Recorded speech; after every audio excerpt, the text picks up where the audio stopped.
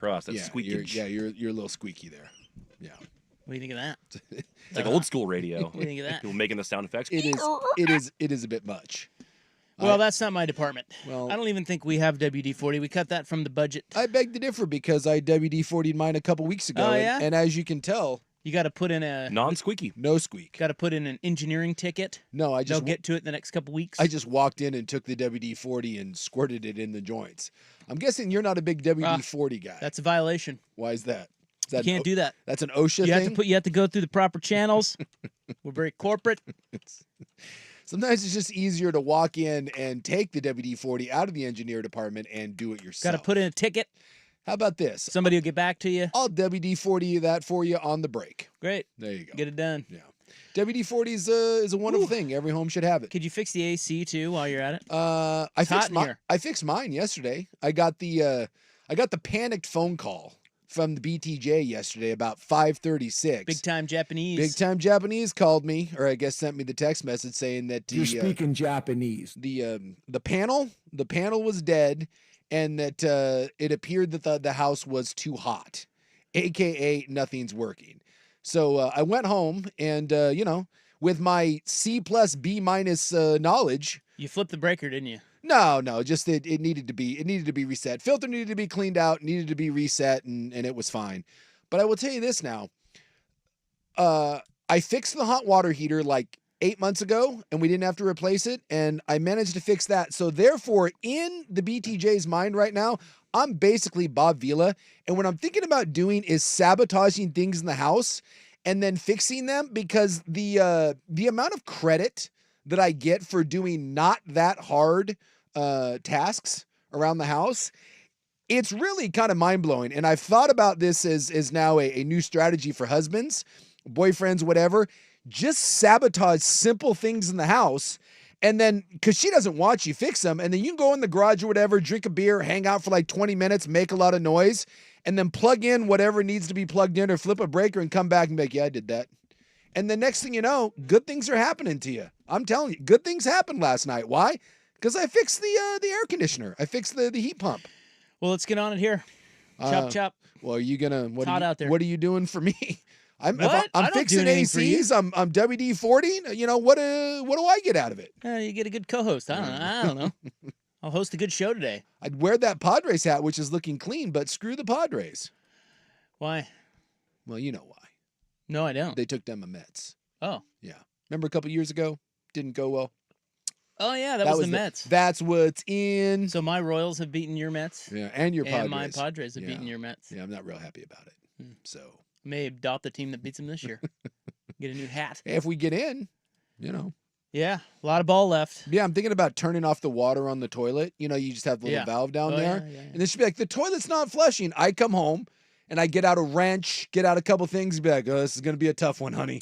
Don't worry, I'm on it. You go upstairs and just kind of bang some stuff around, turn the valve back on, boom. Yeah, the live cam has you just clanking tools together to make it sound like you're doing some plumbing. Maybe some drilling sounds. Exactly. Like, are you drilling the toilet? Honey, you don't need to worry about it. There's man stuff going on up here. But I'm telling you, I'm gonna need some other stuff happening tonight once I fix this. I gotta run to the hardware store. I.e. the bar. I'm telling you, this is like the best plan that I've ever concocted, and it's working. I didn't even sabotage the hot water heater or the old heat pump AC unit, and yet, here we are. All of a sudden, I'm getting credit. I'm getting pork belly made tonight, like my favorite dish that she makes with Japanese fried chicken, all because I reset a furnace and cleaned out an air filter. Well, it's like 90 degrees out there. And see, there with the panic. Like, she hit the panic button knowing that it was going to be hot. This isn't a big deal, but it's 90 degrees. Yeah. We're in this nice new building, and the damn AC never works. Well, and I will say, when I got home yesterday, it was pretty warm. So the panic level was rising. The best part is that it took me like 20 minutes, and I got it working again. You know who was the happiest about it? The damn dog. Oh, yeah. He went and laid on the AC vent for like a half hour and wouldn't move. The big fella, he doesn't like it when it gets warm. He won't even go upstairs and sleep when it's hot because the downstairs stays cooler. Smart. Yeah, so like you'll be like, hey, buddy, let's go to bed. And if it's a warm evening, he just looks at you and is like, nope, nice try. I know how hot it is up there, staying right down here, laying on the vent. Well, we do have a big show. You mentioned it. There's a lot going on. There is a lot going on. I mean, my God. What the hell's going on? A lot. Where do you want to start? Well, the I mean, poll question will kick it off. Okay. And we're going to do the poll question, write me out, because we got to get it going. We got to get to going. Because I guess. if I know anything from 20 years of doing this, Mhm. it's that the local stories, particularly just the local stories, they all come in bunches. They do. You notice that? Yeah. It's never one. No. And I think it's all because they all hate each other and they all want to one-up each Try to other. one up. But Like the Blazers heard that the Diamond Project was going to have something. They're like, WNBA's coming. Blazers like, wait a minute. Watch this. Blazers put out a statement, and then the Diamond Project's like, whoa, whoa, whoa, whoa. We got to make something going on Deal here. with this. Well, anyway, Craig Cheek of the Portland Diamond Project is going to join us here in about an hour. He'll be on at 4. We're going to call him at 4 p.m., and we're going to talk to him about what the hell's going on there. They've pivoted to Zidell yards now. Yeah, like I thought the last we talked to the great Mike Barrett of said Diamond Project, a right-hand man to Craig Cheek, that was when we were out at X Golf, and we were all in on Red Tail. That Red Tail, although apparently now they're still in on Red Tail, just not for the stadium. Where did this come from? Yeah, well, I have a few ideas of where it came from, but we're going to ask Craig Cheek at 4 o'clock. Zidell is down at right by the tram there. Yeah. On the South Water, right on the water. Yeah. Which, by the way, really nice no place. offense to Red Tail, but get bent. Way better. This is far superior. Yeah, this is second best. The first best would have been Terminal 2 because of the size of it, but this is pretty kick-ass. A little bitter because if it does happen, and look, there's a long way. No one's bought anything. But this was down by the old office. Under the old regime, we could have walked to a stadium. Mythically 10 years from now. Yeah, wouldn't that have been great? That would have been great. Yeah. Yeah, free parking. We moved. Yeah. Maybe we should lobby to get him down here and get these homeless out of here and put a ballpark in there. just for us. Can we have a ballpark underneath the 405 bridge, right? Remove the dockside, just have it out that way. Ball hits the top of the freeway. You just it's ground like rule double. Yeah, it's like a no counties. Like it's the olden days of wiffle ball. It's like when we used to hit the hot tub. That's a no counties. I'm sure MLB would love that. Well, anyway, Cheek's going to join us at 4. We've got late breaking Pac-12 news, and the Blazers have made an announcement. So we've got to get to all of that. And dare I say, I think this is the best thing that the Blazers have done in years. Absolutely. I mean, literally. Well, years. if this didn't happen, what is the best thing the Blazers have done in years? Drafted Damian Lillard. Drafted Lillard, yeah. It was like 12 years ago. Well, again, well, when I say in years, I mean like maybe the last 5, 6. I don't know. I mean, you're going 12 years since they've done anything good. what else do you Well, want? they went to the West Finals. Yeah. Okay. Yeah. There you go. Swept by the Warriors. In your face. There you go. When was that? What year was that? Ooh. The West Finals. Because you're right. To be fair, 2017. yeah, I'll give you that. That's the best thing they've done. This is the best thing since the Western Conference Finals. 2019. 2019. Okay, so it hasn't been that many. Boy, that feels a long time ago. And it's really not. No. Okay. But COVID, I think, Yeah, COVID was like has made it feel like that it was a multiplier. anything before 2020 was 100 years ago. Well, and to be fair, anytime you're in sports and like you're building towards something, like you make a run to that, you think that like the next step is like right around the corner, and then you crash into the mountain. Like, like the Bills had this. Speaking of, the Bills, they got to the conference finals and it was like, oh man, the Super Bowl is right around the corner. And then since then, and now, now there's some faith, some resurrection, coming back from the Bills. They look real good. But yeah, you always think that the next step is just, it's a progression. And it's really not. It's more of a roller coaster. Guys, move on. And we're kind of, we're at the bottom of the roller coaster. Yeah, it's not good right now. No. It's not breaking news, dude. No. But the news is good for fans because the Blazers have left route, and a lot of people thought it was going to be Fox 12, I think even including Fox 12. Yeah. But it's KATU. Yes. And Sinclair, and they're building out their own station called Rip City TV. I just like that Blazer Vision's back. That goes back to my childhood. Yeah. That was where my dad first got the illegal cable box. I think that's what spurred. My father loved pirating cable, and I believe he was spurned on by the Blazer Vision. Because I was like, back in the day, I want to say it was like $150 for like 20 games, and my dad was livid, and so he went out and he bought an illegal cable box to screw him over. So that when I hear Blazer Vision, that warms my heart, takes me back to the days. Although this one, I think is actually a pretty good value. Yeah, that's the streaming component. That's $120 for the season. or $20 for a month, right? Yeah, $20 for a month. And if you've got, rabbit ears or any station or any service that just brings you local Yeah. live TV, Yeah. you get it for free. Yeah. I'm on board, man. This is kick ass. So let's get to our poll question. Since there is a lot of local news happening today on X at 1080 The Fan, we are asking you, what is the biggest local story to you? Is it WNBA to Portland, the Portland Diamond Project buying Zidell Yards, Pac-12 survival, or the Blazers to KATU and Blazer Vision? Vote, and vote hard. I would say that the baseball thing, but no one's bought squat. It's a 4-year agreement to maybe buy something. So, no. I'm saying WNBA. I'm saying the WNBA. Wow. Because that's new money, that's new investments. I'm going with that. And I know that's a bit of an upset because the Blazers on KATU is kick-ass. Girl, you something else. That is a big deal. And everyone deserves, you should be able to watch your team. But that's not something like necessarily brand new. That's just someone having some common sense.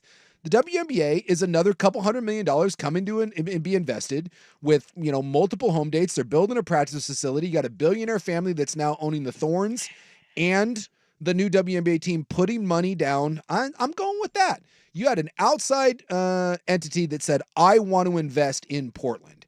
And if the Portland Diamond Project actually buys the yard, and remember, I think there's a big difference here, and I'm so pro baseball, but this is not them buying.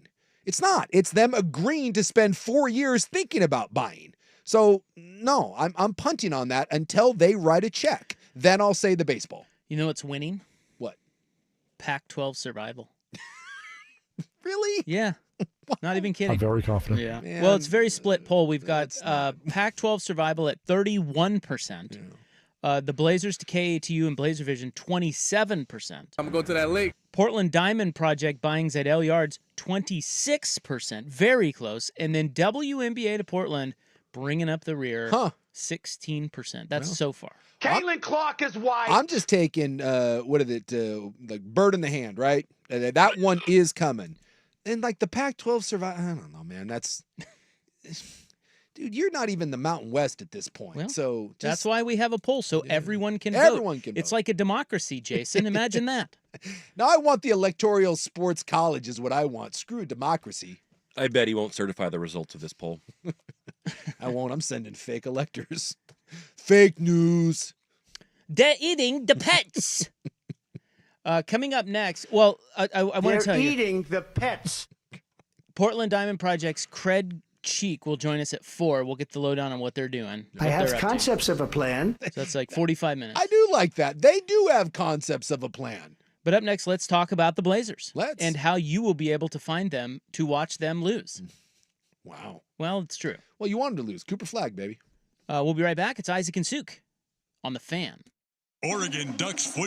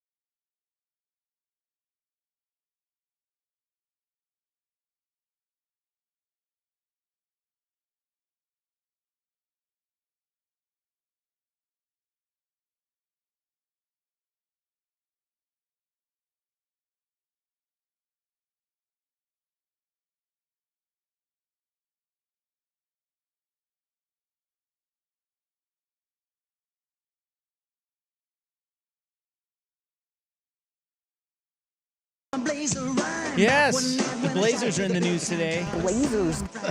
God, this team needs some positive PR, and this is Well, they got it. This is it. Yeah, I don't know how you couldn't like this. No, I this mean, is great. This is great news. this is a win for you fans, Yes. assuming you want to watch the team. Yeah. I would say that this is a bigger win if the team gets good. Yes, this will be huge. We talked about this when the report came out last year that they had lost somewhere in between 60 and 70% of their TV audience.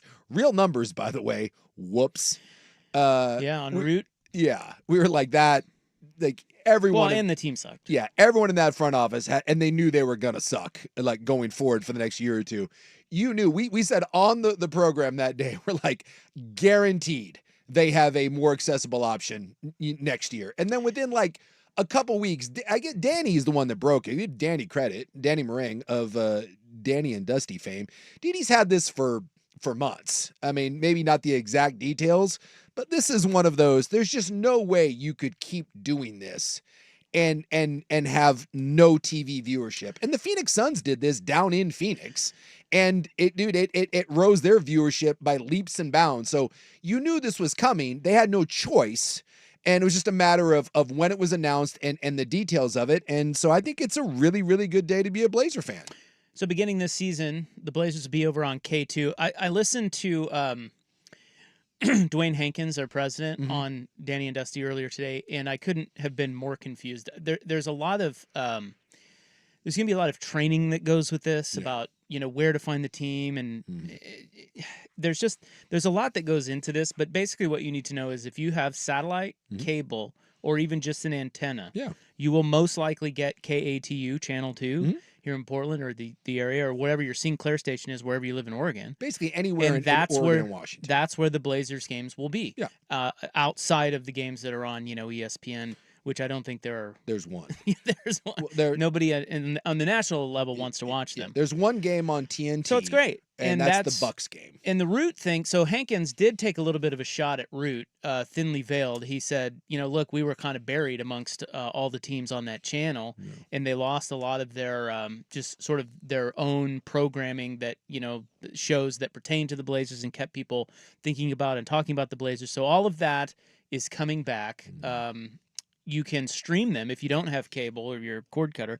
You can stream them with Blazer Vision, which will be $120 for the season or $19.99 a month beginning November 1st. And I think they said if you buy season tickets, you get that free. Yeah. And I also think they said you get 2 tickets to a game if you sign up for the season of Blazers Vision. So some incentives there. So KATU, Channel 2, that's what you need to know. And it's just going to be much easier. They said basically the numbers are they're going to quadruple the number of people who can get their games because it has been absurd and absolutely, it's just a travesty forever for as big as the Trailblazers are in this area. That all the way back to the Comcast Sportsnet deal that not a lot of people, but I just mean like not everyone in the state can access their games. This is about as good as they could do in terms of access, making it easy and readily available for fans. Now, they're going to suck, and we all know that. So, look, they're already going to get a bump in ratings. They know that by this move. But I think if they ever get good, this will be huge. This is a smart move to sacrifice a little money to be readily available to most fans because the second they become relevant again, you're going to have a bunch of people looking for them, and you need to be easy to find. You need to capitalize on that. So the fact that they have somebody over there that figured that out is, I don't know, it's smart. Like you said, the Suns have already done it. I think teams are kind of figuring this out, but not all of them. No. So give credit to the Blazers for making this happen. It starts this season, and they'll be easier to watch. Yeah, because so many times you look at the amount of money that these local TV deals are worth. This isn't the Dodgers, okay? The Dodgers TV deal is enormous, but most of these local, NBA, NHL deals, even the smaller markets in Major League Baseball, you're not talking about tens of millions of dollars. No. And it's maddening that these teams are cut off their own nose, right? It's with their fans because there's like, well, we're chasing a couple $1 million in the grand scheme of things. My God, it's not even the mid-level exception, right? Like you can't buy Gary Trent for this. And yet they're willing to do it to screw over fans and make it hard. And here's the thing, even if you're a decent team, If you make it hard for people to find your games, guess what happens? They don't watch. Now, it's one thing if you're a juggernaut. If you're Alabama football, if you're the Dallas Cowboys, if you're the Dodgers, people will find you. The Lakers. But boy, that is and the Blazers necessarily have not been that in a long, long time. And so I'm glad that they figured it out because the Phoenix Suns were a really good team. And their new owner came in and was like, oh my God, our TV numbers are dreadful. Like what? Oh no, here. They even sent out HD antennas to fans that didn't have them. Their thing was, we're going to put our product in front of as many people as possible. And if you do that, you're going to drive ticket sales, you're going to drive merch, you're going to drive all of those things, and you're going to drive interest. And then hopefully one day, when you get good and you suck bad enough, you get Cooper Flag. And then all of a sudden, in 2 or 3 years, you're back to being a traditional power. Now you've got another rabid fan base, so you're not starting from the bottom. And then when he tears his ACL, you can tune into the Hey! big talk show with Danny on it, breaking it down, making you feel better about yourself. You stop. Well, look, this is good. It's a good day. It's a great day. They said that beginning January 1, they're going to have a new Univision station called Rip City TV. Yeah. So initially, this is where it gets a little convoluted. Yeah, it's like, this was a little funky. there's a couple different KATU channels. Just don't worry about any of that. You're going to be able to find them. Yeah, there's KATU Charge. And there's 2.2 and 2.3. It's not, it's not even worth talking about. KATU. You're going to find it. Much more readily available.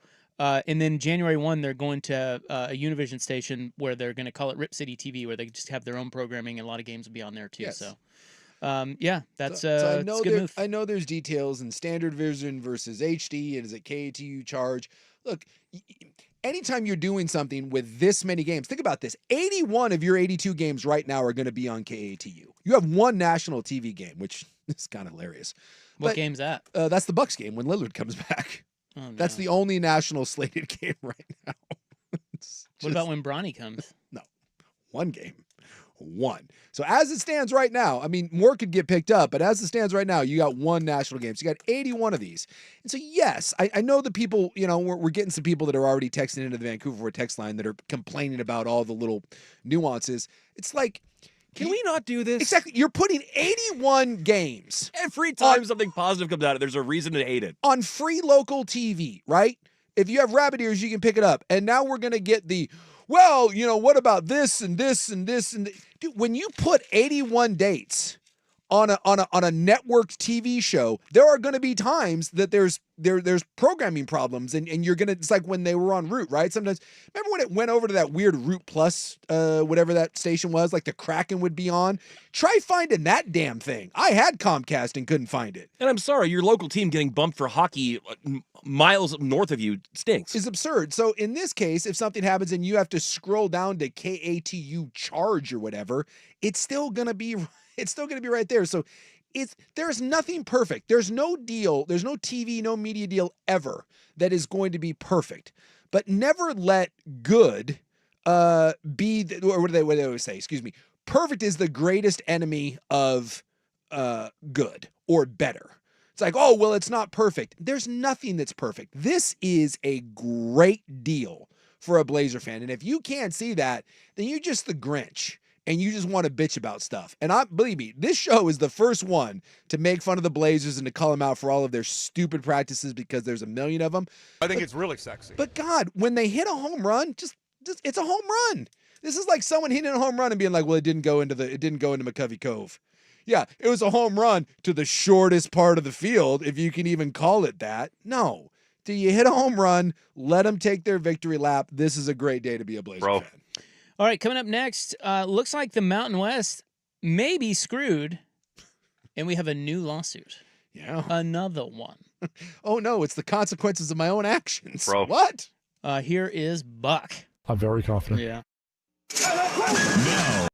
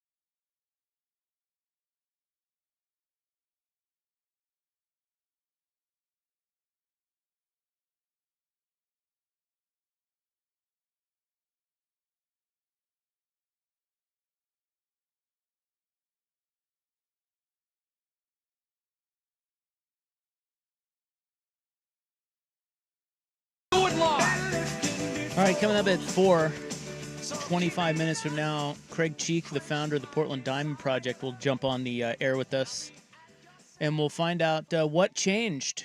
Last we heard, Red Tail, and now we're hearing Zidell Yards. Well, Red Tail still just Red Tail for the practice facility. So he'll be joining us here shortly. But the Mountain West may be hosed. Boy, I tell you, this is the soap opera of all soap operas. Yeah. This whole Pac-12 Mountain West thing. Although I don't really understand the lawsuit, but Well, okay, so there's difference between poaching fees and exit fees. yes. And the Mountain West so the Mountain West has charged. Yeah. They've sent a bill Yeah. to the Pac-12 for $43 million for the first 4 schools that left. Those are not exit fees. Yeah. Those are poaching fees. Mhm. I think that the Pac-12 is fine paying the exit fees. Yes. They don't want to pay the poaching fees, and so they see some legal loophole where they can fight that, and they have filed a lawsuit against the Mountain West Yeah. to avoid paying those poaching fees, which So- I'm sure will be settled for far less than they are. But what I Yeah. don't understand, I don't know if it will be settled, because if the Mountain West, if they get UNLV, the Mountain Well, West. they already have UNLV. No. If the Pac-12 gets UNLV, Yeah. if the poaching fees go away and the Pac-12 would save roughly $67 million. Think about that. That's big get. So what we've come to learn is that the American Athletic Conference teams were getting chump change. The Pac-12 paid to get the Big Four out of the Mountain West. And then they didn't do anything with UNLV, and then they went and they kind of lowballed the American teams. They went lowballed Tulane and Memphis and all those guys, and they were like, no, we're not doing that. But if all of a sudden, if you get $67 million back in poaching fees from the Mountain West, you can go back to those American Athletic Conference teams, which haven't signed any sort of new agreement. They still have their exit fees, which are still expensive. They always are. But they didn't, when they put out that joint statement, that was just like, hey, we're committed to be here. But there was no longer term agreement. They can still exit if they want. And if the Pac-12 has an extra $67 million they don't have to spend on the Mountain West, they can go back and try to throw more of that at the American Athletic Conference team. So this is a big deal, not just for the Mountain West, who may get just decimated by this, but then certainly for the American Athletic Conference. What I don't understand, and again, we'll see what happens in court, but so the exit fees cannot be challenged, right? They're there for every conference, and the Mountain West has those in writing that all the Mountain West teams signed. The problem is that when the Mountain West a year ago agreed to a scheduling agreement with the Pac-12, they all sat down and wrote up a contract together. And as part of that contract, the Mountain West said, okay, we're going to have a scheduled alliance. We'll do it for a year with an option for 2. But as part of this, you are not allowed to come in and poach our teams. And the Pac-12 said, cool, we're going to sign on the dotted line. And they agreed to a figure. They signed that contract. And then a year later, the Pac-12 poaches the Mountain West and then says, well, we don't like that. You signed it. Like, oh no, this is the same thing that Clemson and Florida State are doing. They signed the media rights deals twice and then went to the ACC and was like, well, that's not fair. And the ACC said, get bent. But didn't they not? I think, wasn't the second year of it, like it was supposed to be 2 years, and then they decided that it would only be 1 year? Well, they did the 1 year, and then supposedly there was an option to do a second Right. A second year. And they did not agree. And they did not agree. And so that's where the Pac-12, I think, is seeing a challenge here. Good luck with that. Well, I mean, I don't think they would sue if they didn't think they had at least. I think they're trying to sue because they're running out of money and they're running out of options. Well, but I just think about it a little differently. I think that, you got high-powered attorneys looking at all this, and if they see something where they can save some money, yes, of course they're going to sue. I mean, it's a nasty game. I mean, what's funny to me is all the finger pointing, like Oregon State and Washington State just crying about the Big Ten and the Pac-12 schools that left. Well, they've done the same thing to the Mountain West. Absolutely. But somehow for them, it's called survival, or what are we supposed to do? Yeah. And look, I don't think it's exactly the same, but you're doing the same thing that you were bitching about for so many months that the other Pac-12 schools did to you.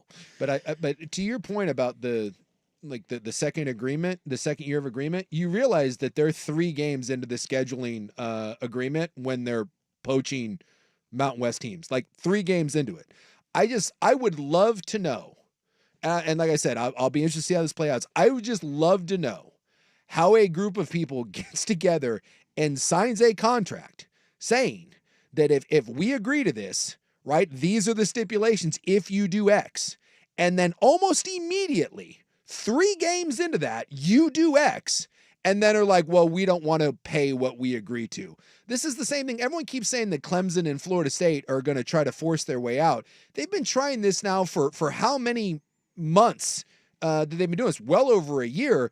And guess who's not getting out of the ACC? Florida State and Clemson. Now, they may come to the table and they may come to an agreement and try to come up with some viable ways to try to make this work for everyone. But it sounds like Florida State and Clemson are not getting out of the ACC because they agreed to something. And yes, you can always negotiate your way out and you may be able to save a few bucks here and there. But this idea that you can sign a contract as a conference and then turn around and sue saying, I don't like the contract. I mean, I'm stunned that so many people think that the Pac-12 has some sort of leg to stand on here, unless there's something in there that I don't understand. And that's where I think it's just so hard to comment on these things because we haven't seen the agreement. No. We don't know what was said, what was agreed to, and what, maybe the Pac-12 is going to say in court that the Mountain West reneged on. This Who just knows? This smacks of desperation and that you got turned down by a bunch of schools. Like, this to me it was like 2 a.m. at the end. It was closing time, last call, right? And you think that you're kind of hot ass, and you thought that the ugly gals at the end of the bar would all just be willing to come home with you, no matter what. And it turns out that some of those girls at the bar, they looked at you and were like, "Yeah, no." And now you're pissed. Now you're pissed about it. You got turned down by UNLV, Air Force, Tulane, Memphis. And now I think you're kind of desperate because if you're the Pac-12 and you're looking around, especially if UNLV doesn't come and you don't have any more money to buy teams, I don't know where you turn other than, Hey, I mean, Bishop Sycamore, dude. North Dakota State. So this to me is not a power move. Hey, they're going to the Snow Belt. This is a desperation move. Did you see the Snow Belt League? No. Did you hear about that? The Snow Belt? Yeah, I don't know who did it on Twitter. It was like the college football Reddit or something did a Snow Belt conference idea where if you took the 4 Dakota schools, Idaho, the 2 Montanas, and Wyoming, and you put them in an 8-team league, Yeah. their average Sagarin rating would be 65, which would make them the second strongest league outside of the Pac-4 or the outside of the Power 4, Power 4. and the Pac, this new Pac-2. Yeah. That's hilarious. Pac-12. Yeah. Dude, I mean, they're good. They play good football. Yeah, go get Montana. And that's go a get, creative name, yeah. Snowbelt. But anyway, the thing with Mountain West here is that that's going on as well is that they just the other day. This is why this thing's getting ugly. They signed a grant of rights or got a signed grant of rights from every school in that league, 7 of their 8 members, including UNLV. Mm-hmm. The problem is that Utah State didn't sign it and bolted to the Pac-12. Yeah. Because they did that, that meant the grant of rights that UNLV signed was null because they didn't have enough votes from the members of the Mountain West to ratify it or whatever you. So now we'll see if UNLV changes their mind. So I've been sitting here hitting refresh every 30 minutes to try to figure out what the hell UNLV is going to do because it sounds like their decision is going to come down really soon. Yep. And I'm guessing they jump to the Pac-12, but we don't know yet. No. So we'll So that's what's going on. It's wild out there. And if the Mountain West, if the UNLV does leave, then the Mountain West may be forced to merge with like Conference USA or something like that in order to survive. Or they go away. Or the Mountain West and the Pac-12, just pull your head out of your asses and merge, which is what you should have done. But there's so much bad blood. They hate each other. They hate each other. Ross Dellinger, Yahoo, said that if UNLV bolts, Air Force is probably gone too. Yeah. And that leaves, I think he said 5 teams left. I can never remember who's in what league anymore. So there's 7. Yeah, they'd leave 5. That would leave 5. They would only need 2 of those 5. Yeah, to dissolve. To vote for dissolution. Yep. And the league is gone. And then they all just scatter to. Yep. And then, oh, by the way, that benefits the Pac-12. Exit fees. Because they would not have to pay their exit fees of the schools leaving. So, and if you're the. The Mountain West could be poof by tomorrow. Yeah. And if the Pac-12 does that, then you have a war chest to go back after the American Athletic Conference teams to strengthen yourself, then congratulations. You played a very slick game. You murdered a conference, just like someone tried to murder you. And you're going to get what you want. And I don't fault them, just like I don't fault the Big 10 or the Big 12 coming for you. But it's hard to cry poor when you're going to turn around and do the exact same thing to a conference that got done to you. So we'll see. We'll see what happens here. The UNLV thing could be a really, really big move. All right, let's do the Craig Cheek pregame show. Let's. Coming up next, we will spitball about what MLB to Portland is up to, and then Craig Cheek will come on and set us straight at 4 o'clock. It's 3:45 on the Fan.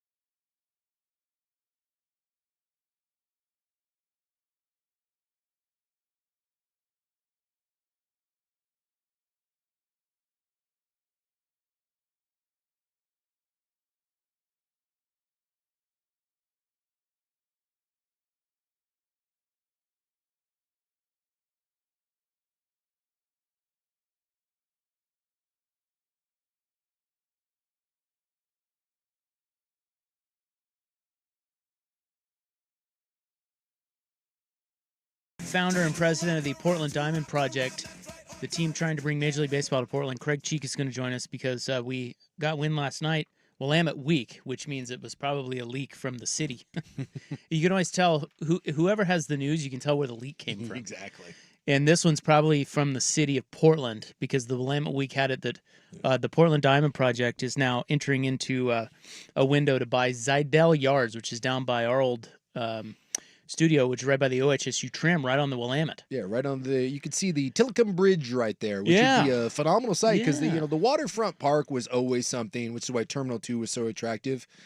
Just the idea, waterfront parks, whether it's like what they got it in Pittsburgh, down in San Francisco, it's just a beautiful backdrop, and it would showcase the best part of our city. And I've never seen a city that uses their waterways worse than we do, and this would be kick-ass. That thing's been sitting down there for years with nothing going on. They used to Yeah. do the Circus Olay down there. And while it's not as big as Terminal 2, 33 acres is a nice big old plot. I think the Rose Quarter is just shy of 30, and not the Moda Center, that entire quarter with the Coliseum and the parking and all that. So I mean, it's a big area. Well, it's crazy when you drive over the freeway and you look down on that. It's just that empty lot right under the I-5 there. Yep. Right next to the tram. It's really hard to look at it and go, God, they can fit a Major League Baseball stadium in there. But Barrett told me that, and he, this was a long time ago when he was on the air. I remember he mentioned that the Giants Stadium in San Francisco is built on a smaller lot than that. Yeah. And look at what that that stadium is wonderful if you've ever been down there. And it's right on the water. And like you said, I think what they're going for here is they're going for you mentioned Pittsburgh. Yeah. And what they have going on in Pittsburgh. I've never been there, so I don't know what the infrastructure is like there. But from what I understand, the ballpark's on one side of the river, and then all the parking and bars and restaurants and stuff may be on the other. I don't know. I've never been there.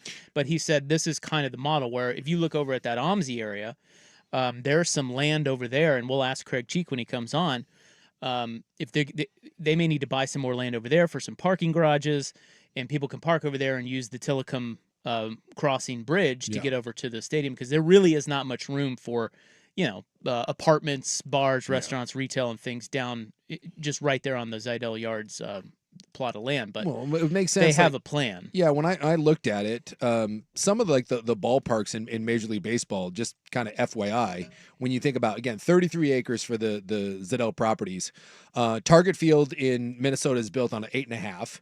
Wrigley Field is built on under 9. Fenway Park is under 9. Yeah, that's crazy. The Rangers Park is 13 acres, the brand new one that they built. The Las Vegas one that they're trying to build on is 9. But like the Braves have 60. But obviously 60 is because they built an entire entertainment district and all that. So, I mean, in theory, if you just looked at it as 33 acres and you built a baseball stadium and parking on 15 acres, you would still have a decent size. And then that would leave you 18 acres to build housing, retail, bars, all that But stuff. make no mistake, that the reason Zidell Yards was not a thing, because it's been sitting down there for sale for a long time. Yeah. The reason maybe it wasn't their biggest and best plot of land, at least for a ballpark, is because of its size. I mean, that's why they went T2 first. T2 is not going to work. They went Red Tail next because Red Tail's huge. 164. And listen, the thing about Red Tail is, from what I understand, and we'll ask Craig Cheek this as well, they still need Red Tail. They need, for all of this to pencil, they're going to need to develop Red Tail, put the ballpark at Zidell, and then have parking and some other infrastructure on the other side of the river. So there's a lot of moving parts. I wonder, and I don't know if Craig Cheek will cop to this. I have no idea, but I will ask him. I wonder if this isn't a nice compromise with the city. Because remember, the city has to sell them Red Tail. For them to buy Red Tail, the city owns that. Yep. So they have to negotiate that with the city. And for the city to sell them that, the city wanted the ballpark up at Lloyd Center. And that doesn't pencil for There's no property. For these guys. So maybe this is the nice meet in the middle situation. I don't know, but maybe it is, where the city gets their downtown ballpark, which helps the city of Portland, but then also Red Tail then gets sold to these guys and they can develop and make all the money that they because Ted Wheeler came out and gave a very glowing statement. He liked this. Yeah. Because you're right. When you're privately funding several billions of dollars, you need to make your money back, and you make your money back on all that stuff you talked about, All the right. development of it. So what's really going on here? Let's get it straight from Craig Cheek. He's the founder and president of the Portland Diamond Project, and he will join us next on The Fan. Hey, what's up, Drop? Sticking around for the niche. You know, I used to have some bad windows at my house because my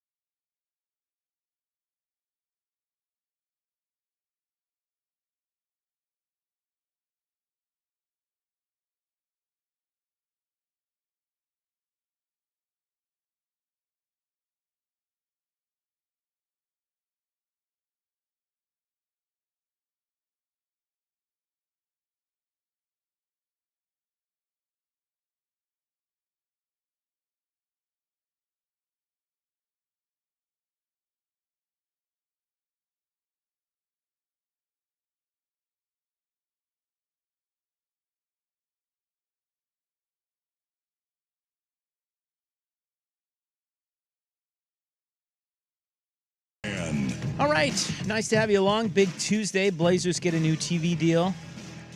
But also, Portland Diamond Project now looking to buy Zidell Yards right there by the OHSU tram. The founder and president of the Portland Diamond Project is Craig Cheek, and he returns to our program right now.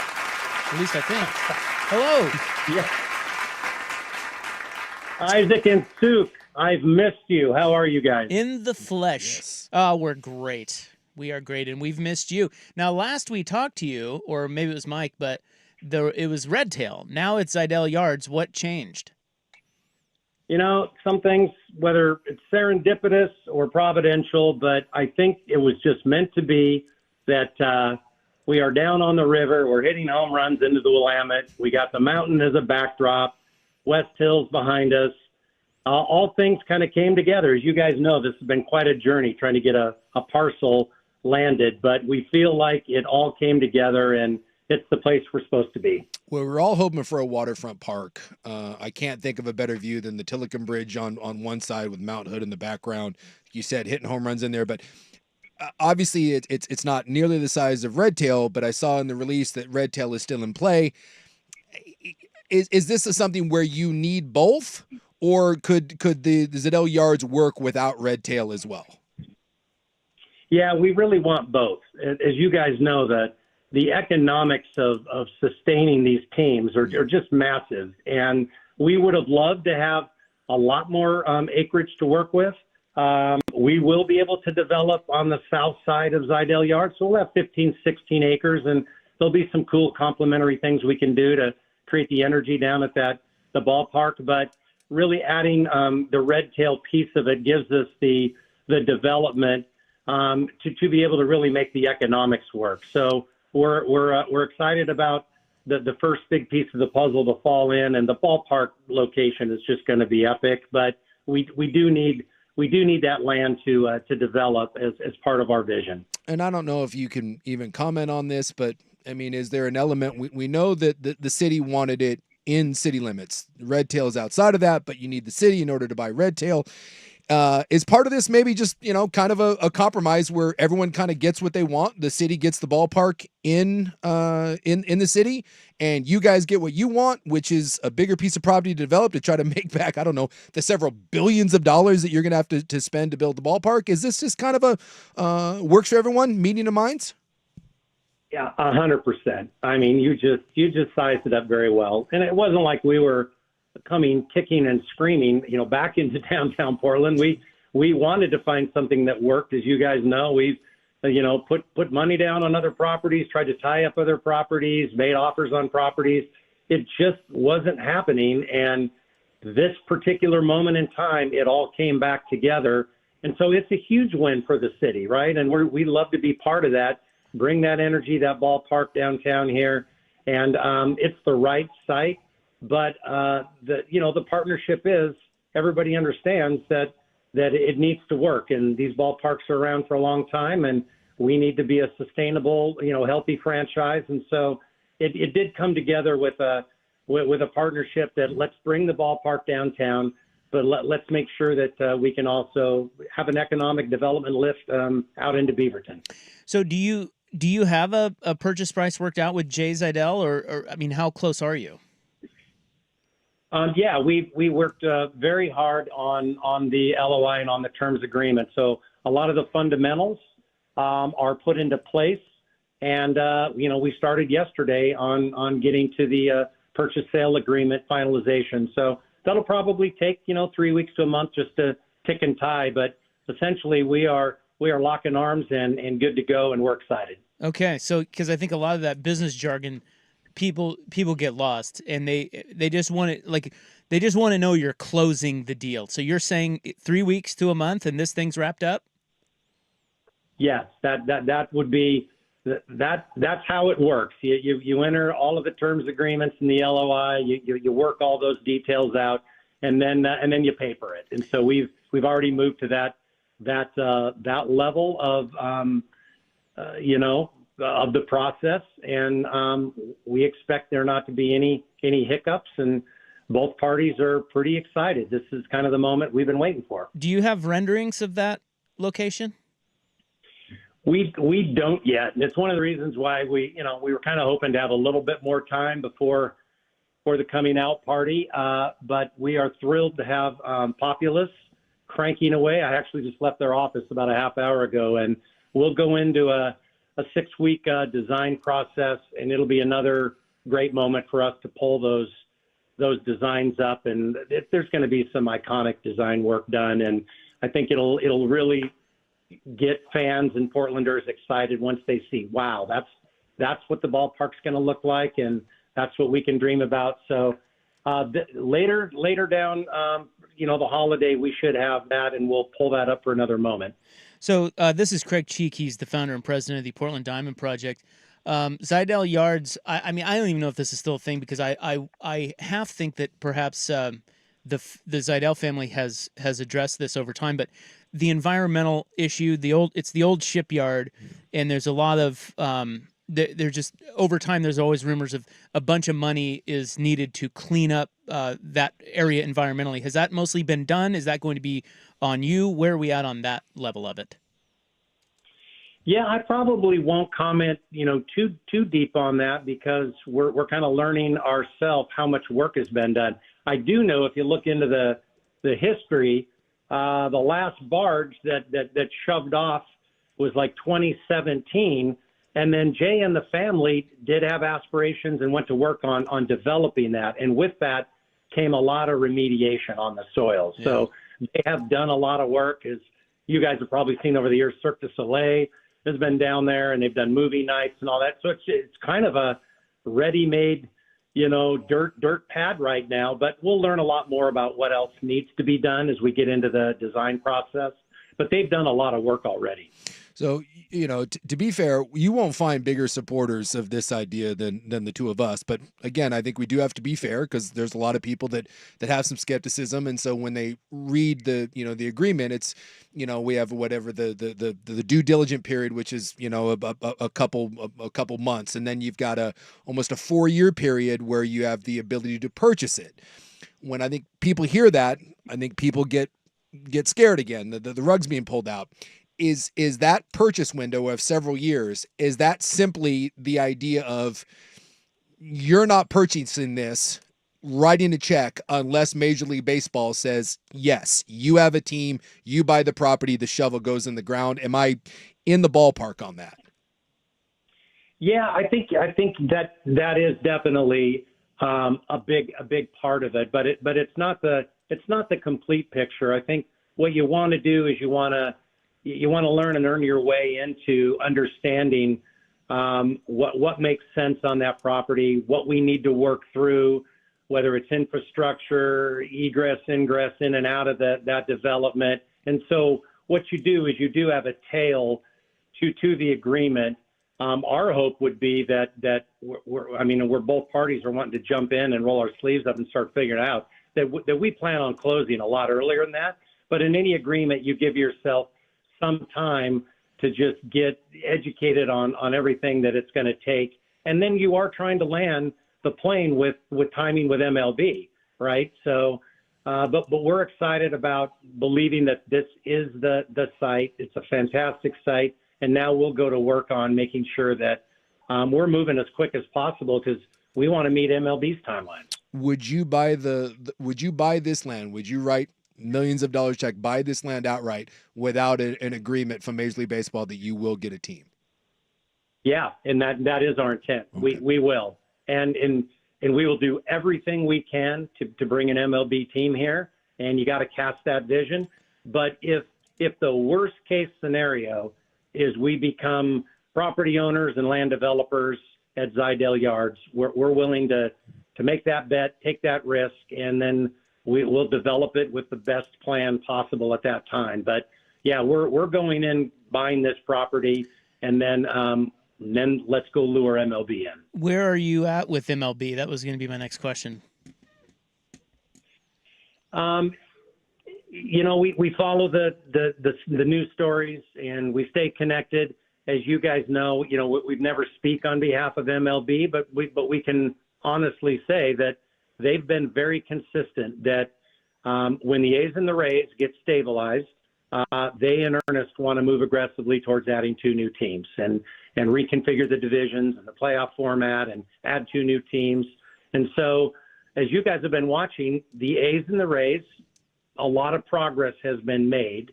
And so we believe now the perfect timing is for us is to get ready and get caught up and be able to kind of meet that moment. So we haven't had any specific conversations. They're very aware of our effort, and they're staying very engaged. They actually would like updates regularly from us. And I think that's good news for us, good news for them, that they've got a city and a group still believing we're the best fit for the next West Coast expansion team. Where are you, Craig, on the red tail deal with the city? In process right now. We are having the right conversations with the mayor and the city council members, and we'd love this to happen.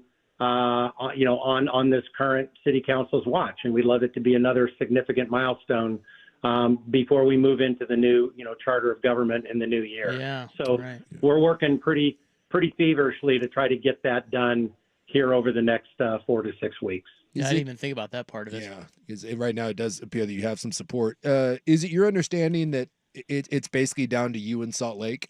That as far as we know, there's not another viable option for expansion out west. Yep, that's how we're handicapping it right now. We're the 2 groups the furthest along, with the most leadership involved and the best story to tell. And we think this move probably helped us leapfrog back into the pole position, and we'll begin to start telling that story. Our market, our fan base, our time zone, our rivalry with the Mariners, our weather. You name it, we think we have a great story to tell. But Salt Lake definitely has been putting their best foot forward too. So I think it'll come down between us two. And then when you look at how you get people in and out of there, just that area, it looks like it looks tight. Yeah. Will you buy land across the river for parking? What are you thinking in terms of infrastructure around the ballpark there? Yeah, great question. We're just beginning to start to figure all that out, right? Are there some ancillary properties right around there that we should be looking at? What's our partnership going to be with OHSU? They've got some parking needs. What makes sense down there? We do believe, that Silicon Crossing Bridge is one of one. I mean, when you read the plaque there, that it's the only one in North America where it's our mass transit and pedestrian bridge and no cars come across it. I just think it's going to be cool to think about our fans coming from Gresham, Milwaukee, Happy Valley, East Portland, coming to that east side, and maybe with the transformation happening at OMSI and more development there, that it just becomes this rite of passage that you cross over the bridge into the ballpark. And then east people, hey, stay east and walk over, and west, figure out how to get down there and get into the ballpark. But we'll work on a lot of infrastructure in partnership with the city and PBOT and Metro and everybody. And, we'll have probably 4 years in earnest to get it right. So I like our chances of everybody pulling together to make that as seamless and easy as possible. And think about it. You may have 10 ways to get to the ballpark. Take the tram, take the train, take a ferry, take mass transit, maybe we can make that the cool thing to do and leave your cars as far away from the ballpark as possible. Yeah. Well, you guys are resilient. I give you a lot of credit. Keep the fight, man. We're behind you here. You know that. No, I do know that. You guys have been great, and it's been a minute since we've caught up, and we finally get to poke our head up again. So appreciate all of your support, and we'll try to engage the fan base now. A lot of people thought maybe we went away, but we're roaring back, and it's time to go. All right, let's get it. Thanks, Craig. Appreciate your time. Always good to catch up. You too. Craig Cheek, he is the founder, president, Portland Diamond Project. My favorite thing I heard, and I know we got so much to get into. Well, we got a post-game show segment next. My favorite thing I heard was, regardless of Major League Baseball, they're going to try to pull the trigger on that property. That, to me, is a big deal. Vancouver Ford text line is 503-864-6326. Do you like what you heard? A couple of thoughts next on The Fan.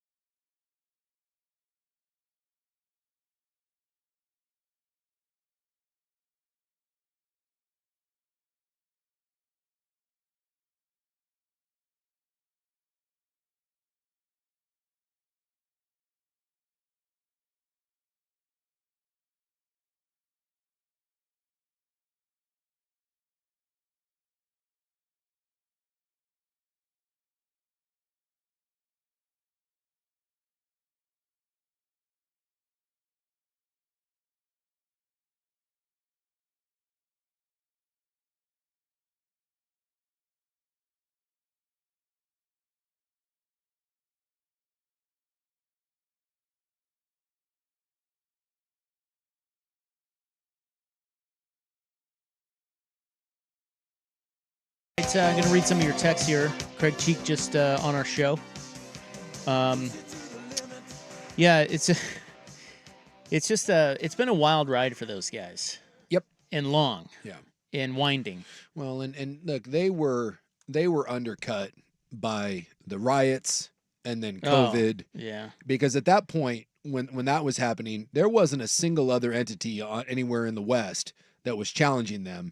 And Portland made so much sense. And then, they had the visit from Major League Baseball that got canceled because, we had other things going on in the city. And so now, unfortunately, I think you're playing catch up because you got lapped by Salt Lake. And I think having this property, and I thought it was big when he said that, dude, this isn't an agreement to purchase it and then hang out for 3 or 4 years. He said their intention is to buy this regardless. And then once you have land and you have a plan, then I think you can maybe be back on even footing with Salt Lake because that's who you're competing against.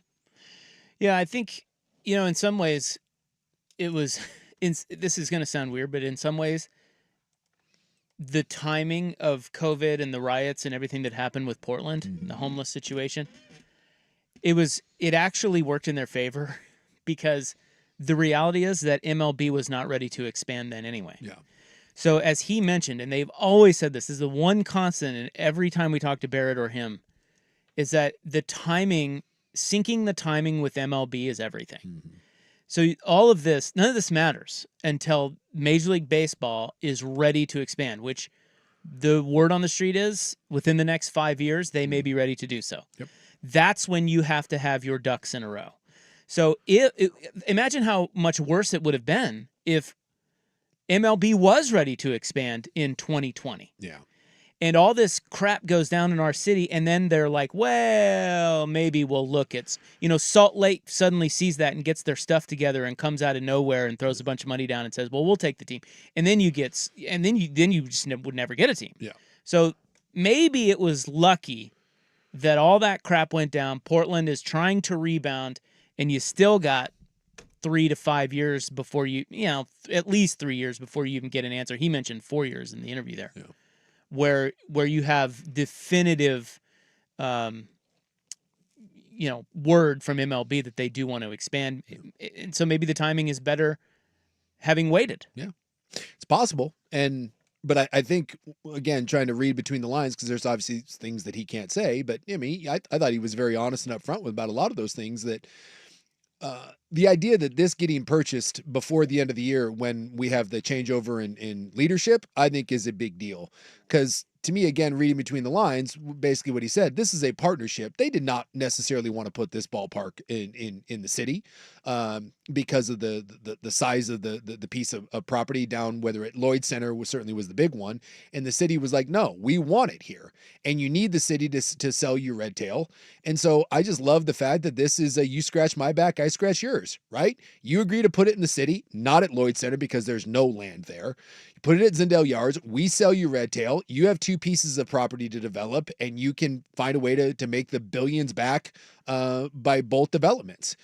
But the fact that probably needs to get done before leadership change is over, I think is another good sign that they're willing to go ahead with this and actually put some skin in the game and actually buy land. Because at that point, then at least they've already put money into this. But once you buy 2 pieces of land like that for tens of millions of dollars, now you're really talking about being committed to something and being able to go to Major League Baseball and say, hey, this isn't the concepts of a plan. This is a plan, because Salt Lake doesn't have concepts of a plan. Salt Lake has $900 million in public money. I have concepts of a plan. Salt Lake has an entire district. Salt Lake has all of that, and we don't. We have concepts of a plan. And so if by the end of the year, the Diamond Project buys the yards down on the South Waterfront and Red Tail, you can go to Major League Baseball and then say, no, we have a plan. Here's what it is. So I do think that you may see some of this stuff happen very, very quickly, not the team or anything like that. But I think it makes sense when you listen to him that this could happen by the end of the year where these pieces of land are purchased before the city changes leadership. Couple of texts, Vancouver Ford text line. What I heard, no land purchase, final, no team, no parking, no information. That was a waste of an interview. Well, I mean, I think part of why some people may feel that way. And first of all, we get that all the time about Portland Diamond Project. Yeah. There are just those people that just think this is never going to happen, and they're just trying to sell merch. And I don't know. They even think it's maybe a grift. I can't tell you how wrong you are, but I'm done telling you how wrong you are. They're trying their ass off. They have been for years, And they've spent so much money already. It's just very, very hard in Portland, and we all know that. It's hard to make things move. These people are making it their livelihood to bring a baseball team here. So whether we have clear-cut answers on some of this stuff yet or not, they're trying to make it happen. I think part of the reason that feeling permeates with people, some people, is just that there really isn't a lot. Like they had to come out of the woodwork. This broke in the Willamette Week. Somebody leaked it to the Willamette Week. They did not want to come out and talk about this until they had something tangible. He even said, we rushed right over to the architects to get the drawings, and we want to get rendering. What we want to do is come out with a bang and show you, here's our plan, here's what we have purchased, here's what it's going to look like, here's our vision. They wanted to do all that, but this news broke, and now they're having to get out ahead of that. So I think that's part of why it makes it feel like they don't have a lot of answers. They're going to come out, I would imagine. He said 3 to 4 weeks. Zidell Yards, within the next couple of months, and like you said, and he even mentioned the changeover in government here is a big one for them, because they have support from Wheeler and this current city council to get that red tail deal done. If they can do that by the end of the year, you should see them come out with some more concrete stuff. But I understand why that feeling of, well, nothing really,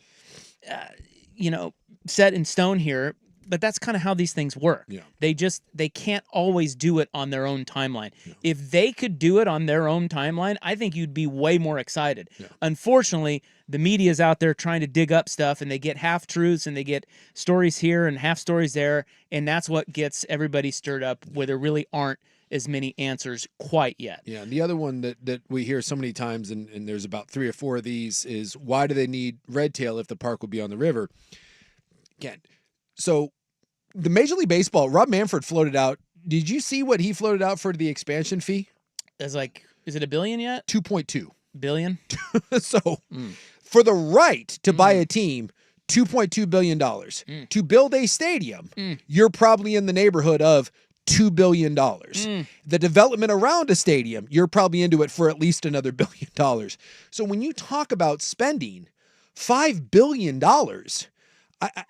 you don't get that back from ticket sales for a long, long time. So like when you see teams like the Braves that build their stadium, and when you see teams without a lot of public money, and by the way, there's not a lot of public money that's going into this, right? This is going to be privately financed. So the reason why you need a big piece of land and why you need the red tail, acreage there is because when you sink $4 or $5 billion into something, you got to start making some of that money back. And it's not necessarily the baseball team that brings you that money back in the short term. It's by building apartments. It's by leasing out retail space. It's by developing the land around a ballpark or out in red tail so that you're not sinking $5 billion into something and then taking 30 years to get your money back. So it's one thing when you're like the Texas Rangers and the city gives you $2 billion to build it. That's not happening in Portland. So I think it's important to realize that everyone's like, oh, everyone just, money, sports makes money hand over fist.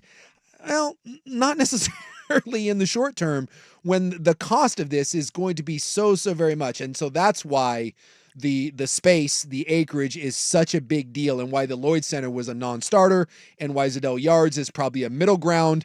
But he even said it, you need the red tail to go hand in hand so that they can make this a viable option. Another one says, hey, love what I heard. Glad to know MLB is actually wanting the Diamond Project to keep them updated on everything. They're doing that so that they can keep Portland in mind. That's great. Yeah. Another one, no way they're closing on that land without a guarantee of an MLB team. If they get to the end of their due diligence period, they put their initial deposit as non-refundable, but they can still walk for any reason up until outside the closing date. No MLB guarantees, no way they close on that land. Real estate developers contract property like this all the time, and if they don't get their commitment, i.e. a signed lease from their anchor tenant, they will walk before their contracted outside closing date, which truly binds them to buying the property. Yeah. So, I mean, I get it. People on the inside are like, we know how these deals work. I'm just going off of what he said. And I asked him point blank, do you need a an agreement from Major League Baseball to buy these two pieces of property, and he flat out said no. He said that they would be, it's not what they want, but they would become land developers in Portland. So, Another one says, I can't wait for MLB to finally come to Portland. Really starting to sound like a sure thing. Signed Memphis, Tulane, and Texas San Antonio to the Pac-12, and Mariners 92% playoff odds in July. Yeah. I understand people's negativity. I'm choosing to look on the bright side of things. GD, give me some damn baseball. JC, how is this not so ready to happen yet? I know lots has to happen, but damn, man. A lot of cussing in that one. Again, nothing can happen until Major League Baseball says it can happen. That's right. That's the whole thing here is that, again, I think it's been a good thing that we've had a lot of S go down over the last 5 to 10 years because all of that, we're getting it out of the way because Portland or MLB wasn't ready to expand anyway. Yep. So, yeah. Well, take our lumps for that and then come back stronger in a couple years and the timing will work. People can say I'm an idiot, but I'm choosing to believe in the city. I believe we're on a comeback from the WNBA to women's soccer to men's soccer that have worked in this city. Things are getting better. You have city leadership now penning letters in support of this. We know Major League Baseball is looking to expand. Could be Teddy Ballgame's last little yes, legacy play on his way out out as mayor. We're dumping several millions of dollars into the area across the river in Omzi. We're dumping a bunch of money down into Moda Center in the Albina neighborhood. I don't know, man. I feel some positive momentum because this city is it's too popular and it's too good to stay down forever. We took a black eye. We got our ass kicked a little bit, and I think we're bouncing back. And when you look at us as having one of the core big four and how well we've supported soccer, and I think how well we're going to support the WNBA, I'm going to choose to believe in it. Another text, LFG. You know what that means. I do. Let's freaking go. Baseball on the Portland waterfront would be a premier venue. Damn right. We'll stay cautiously optimistic. Another one. I've been saying that would be the best place for a ballpark for years. The view is amazing right on the river. My sports pants got extremely tight with this news. Go Portland Mavericks. That would be pretty cool. Another one says, I think people are skeptical because the city leadership loves to get in the way of improvement. No question. Yeah. I'm just saying, don't be... Look, I've long said, man, this is a long shot because it's Portland, and we've all seen how Portland operates. But don't lump this group into that. It really bothers me that people think that this group is up to no good or it's just it's fake or dude, they are trying their ass off. Now, if they don't get this done, I'm telling you, it's not going to be because it's their fault. No. Trust me. Yeah. They're working their ass, and they've spent a lot of money. Yes, they have. On this. And for all those still questioning, I promise you can't talk about who and for different reasons. There's real money behind it. Anyone that thinks that this is, again, some sort of shadow operation to sell T-shirts and hats, I don't know what to tell you. The 5G is real and QAnon and all that crap. The negativity at times, it's staggering. I mean, I get why people are skeptical, but like you said, if it falls short, it's not going to be because of them. Jordan says, I don't see the point to the negativity. You don't have a baseball team now. Worst case scenario, you still don't have one if they fail. Thank you. Exactly. That's the attitude I can appreciate. Hey, someone's trying to do something we don't have. Let them try. Why is that so hard? I mean, exactly. Like, you don't have it. It's not like you can lose it. You can't lose something you don't have. And if it's not the taxpayers' money, who cares if they lose money? It's not your money. Exactly. It's just... Here's somebody who says, our city is a mess. As a lifelong Portlander, I'd rather my kids go to watch a game in Salt Lake City versus anywhere in Portland. God. Sad but true. Why? Why is our city like what? I don't know. You're gonna get me started again. Are we a war zone? Because I'm out in the city 5 days a week.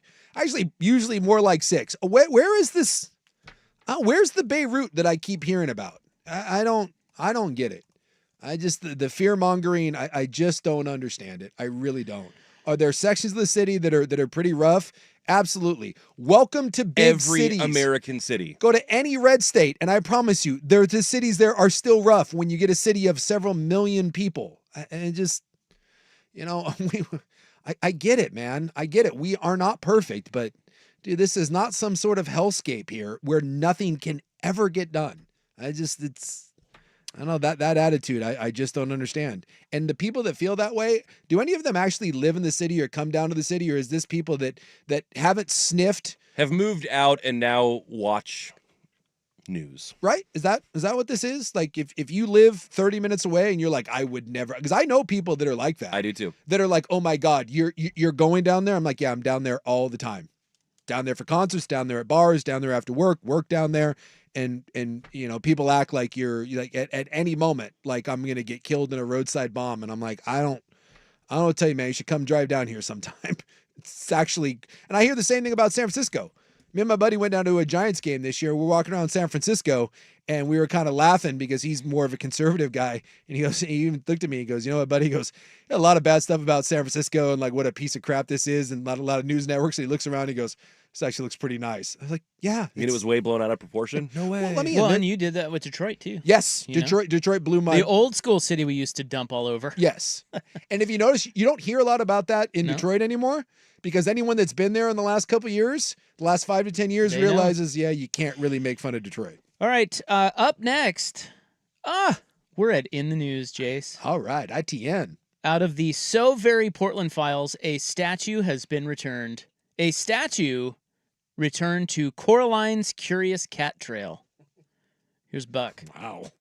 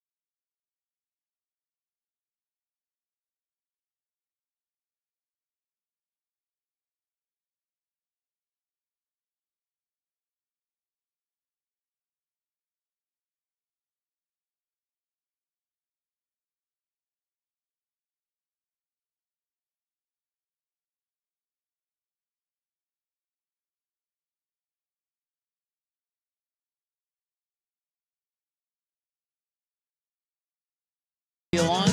True story. Busy day. Blazers news. Portland Diamond Project. People bitching at us again. Right now, though, September 24, 2024, time for In the News. I am your noted newsman. Hello, thank you. Thank you so much, ladies, gentlemen, Pets. kids. They're eating the pets. They're eating the cats. They're eating the dogs. They're eating the dogs. The In the News segment here brought to you by The Advocates, injury attorneys at advocateslaw.com. Today is National Horchata Day, so have yourself a horchata. What is a horchata? Because that Yeah, sounds it's like a It's a drink offered Yeah. at Mexican restaurants.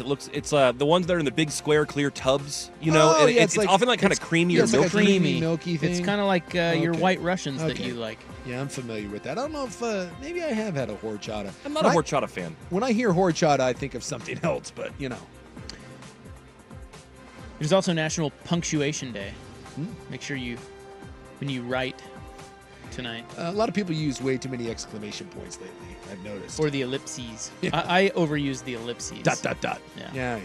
I do that. I don't even know why you're supposed to do that, but sometimes Very it's fun guilty. just to have a dot, dot, dot. Well, it's nice to just, it's a pregnant pause. Yeah, it means there's a hanging thought there. That's I mean, the right. exclamation point, you need one to exclaim. You don't need a Yes. bunch. I'm probably overusing the dot, dot, dot as well. Do you ever do the exclamation point and the question mark together? Meaning you're really asking that question hard Yeah, it feels a little pretentious to Hard me. and loud. No, I stay away from it.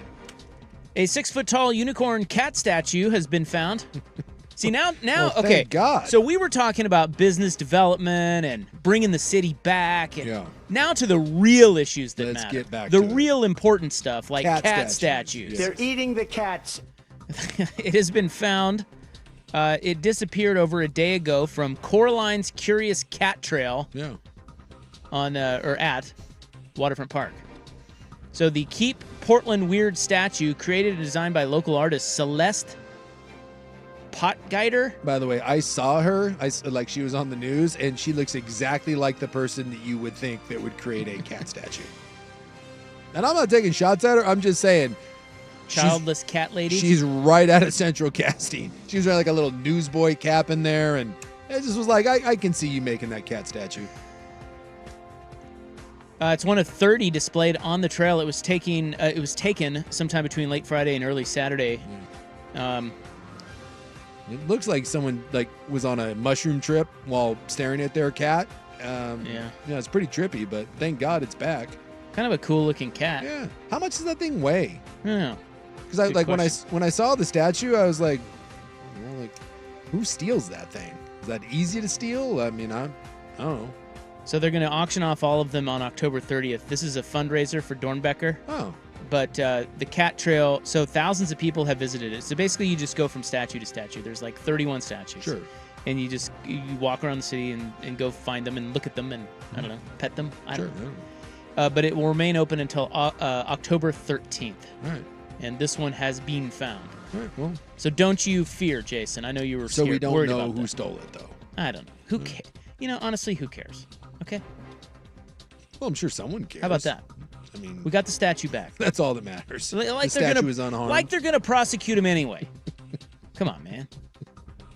All right, Yeah, well, put him in jail. Yee-hoo. imagine, hey, what are you in for? Stolen cat statue.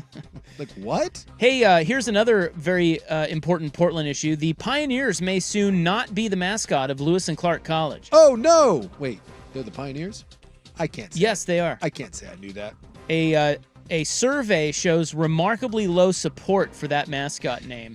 Is this because the Pioneers did something to someone back in the day? And Okay, well, Lewis and Clark were literal pioneers. It's the most appropriate, by far, mascot name you could come up with. this is where we're going, that they did bad things. Very important, so- guys. Very Okay. So you better rename the college then, too.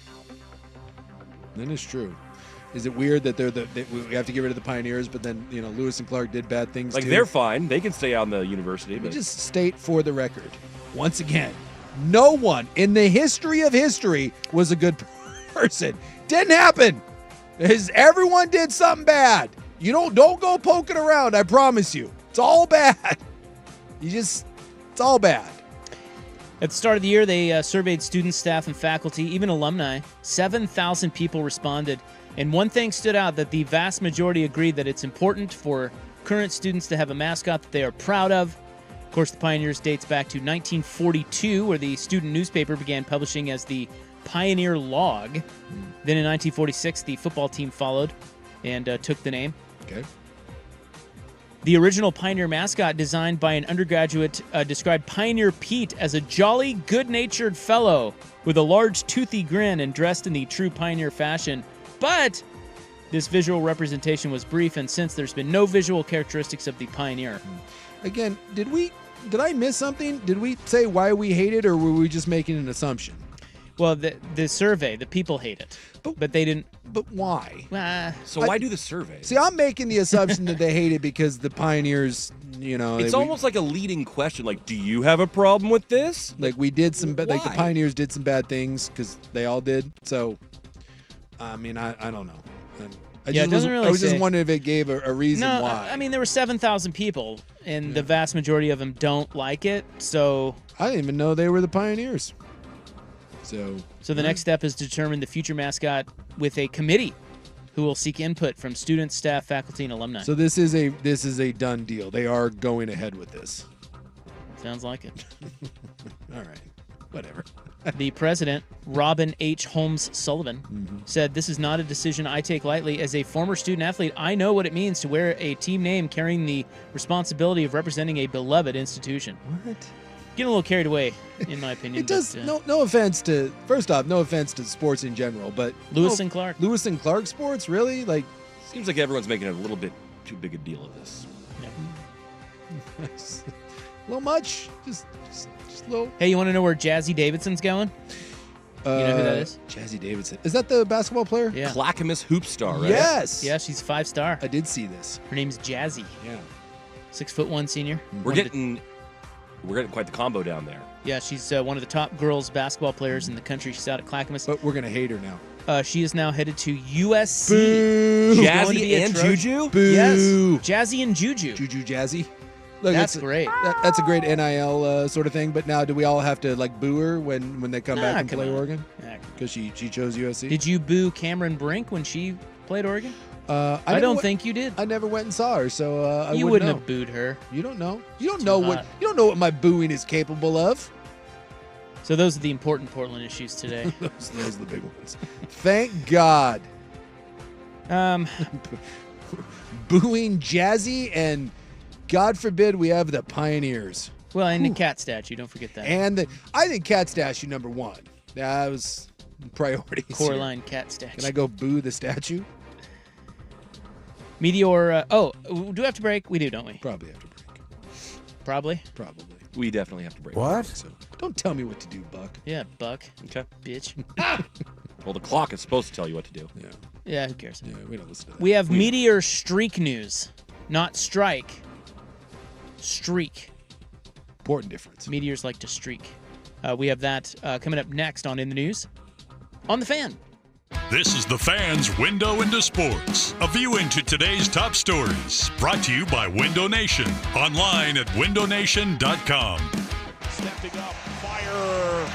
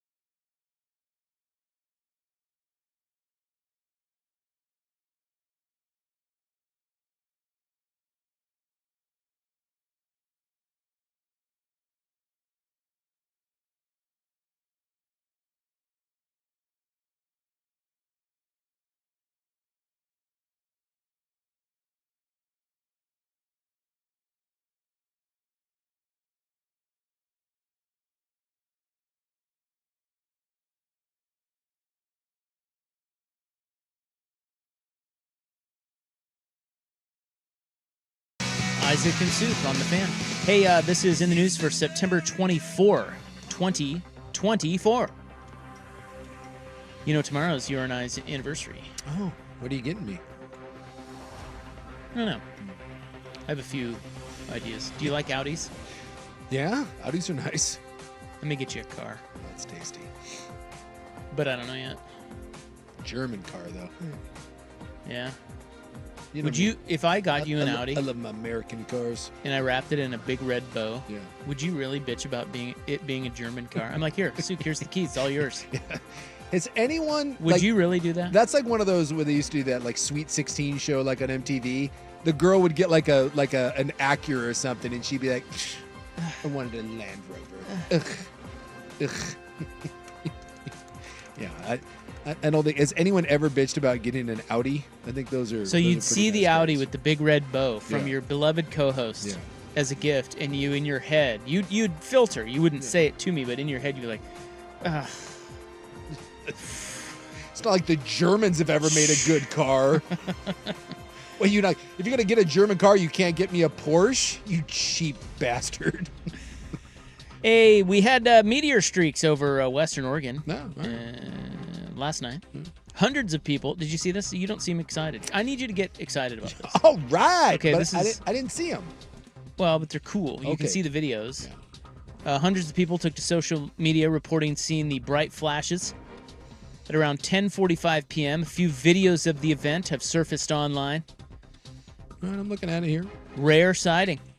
These are large meteor fireballs. Kick ass. Yeah, Yeah, I see right here. yeah. What do you think? You seem fired up. That's pretty cool. Pretty cool. Yeah, you know, Eh. we were up at staying at Mount Hood once, and we were outside and having a drink and a cigar, and I had no idea that a meteor shower was going on, but it started popping off, and for like, I don't know, 5 minutes, dude, it was kick ass. Yeah, those are cool, huh? Yeah, Big yeah. green lights. I will say of the celestial what have yous, you know, your eclipses and, you know, the aurora borealis and all that. I think meteor showers might be my top. They're pretty cool.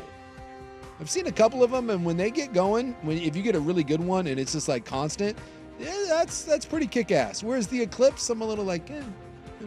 And the Northern Lights is never as cool. Like, the Northern Lights are cool to see, but I've seen them a bunch of times, and they're never like what you see in photos because cameras can obviously pick up the different lights. So while they're impressive, in your mind, you think it's going to be like an Ansel Adams sort of thing, and it's not. It's not. You're better off with the Northern Lights. You're better off looking at the photos. Yes, the photos are way cooler. Yeah. Even if you take a photo with your phone and look at it, it'll be way cooler than what you see with your eyes. It's much like Mount Rushmore in that way. Yes. Just look at the photos. Do not go to the Grand Canyon. Yes. Don't go to Mount Rushmore. That's, yeah. Well, the American Meteor Society is a place where users can submit open source reports of meteor sightings. More than 130 reports of fireballs last night, 10:45 and 11 p.m. And there are some videos pretty kind of cool. Yeah. Makes you think it's like UFOs and aliens and stuff. Yeah. Cool stuff. Well, you just sit up there and it's, you know, Or it's- that we're about to die. That is true. You see like a couple and then one like, hey, that one's not going away. Wait a minute. That one's getting a little, I tell you, that'd be a way to go, wouldn't it? That would be a way to go. In fact, you know, given my choice, I may take that above anything else. Yeah. I mean, it would be quick. Yeah. And it would probably be amazing to watch come right at you. Yeah. You know? Yeah. You ever seen, you probably have, you ever seen like Rogue One, the Star Wars movie? No. It's great. The Death Star blows up the planet that the two main characters are on, and they just, they're on a beach, and they're looking over, and the Death Star blows up the planet, and the wave, you know, like the nuke explosion is coming Yeah. towards them, Yeah, and they yeah, just yeah. hold each other and look at this, Aw. you know, and I thought to myself as I watched it, I was like, it's like the meteor thing. If you're gonna go, it's not a bad way to go. Watching the planet go, you know, it's, you know, some dinosaur all those years ago was like, oh boy, yeah, That's probably what they said. that's, Oh, boy. that's probably it for us. There was like a Yeah. T-Rex somewhere. There was like, hell. Hey, it's been a good run, boys. We'll see you on the other side. In the News is brought to you by the Advocates, injury attorneys at advocateslaw.com. Hot 5 at 5 is coming up next. We've got a lot of news today, guys. If you're just tuning in, I mean a lot. And it's local. We got Blazers TV news, the Portland Diamond Project making headlines. The Mountain West is on the brink of complete disaster. No one knows. I mean, my God. Oh, and Brett Favre news. I know. What the hell? That guy. All of that is next on The Fan. Portland Perks. Experience the taste of aloha at the newest 808 Hawaiian restaurant location in Beaverton. Enjoy Ono mixed plates like your grandma would make. If your grandma lived on the Big Island, right now, save 15% on an 808 gift card only at Portland Perks.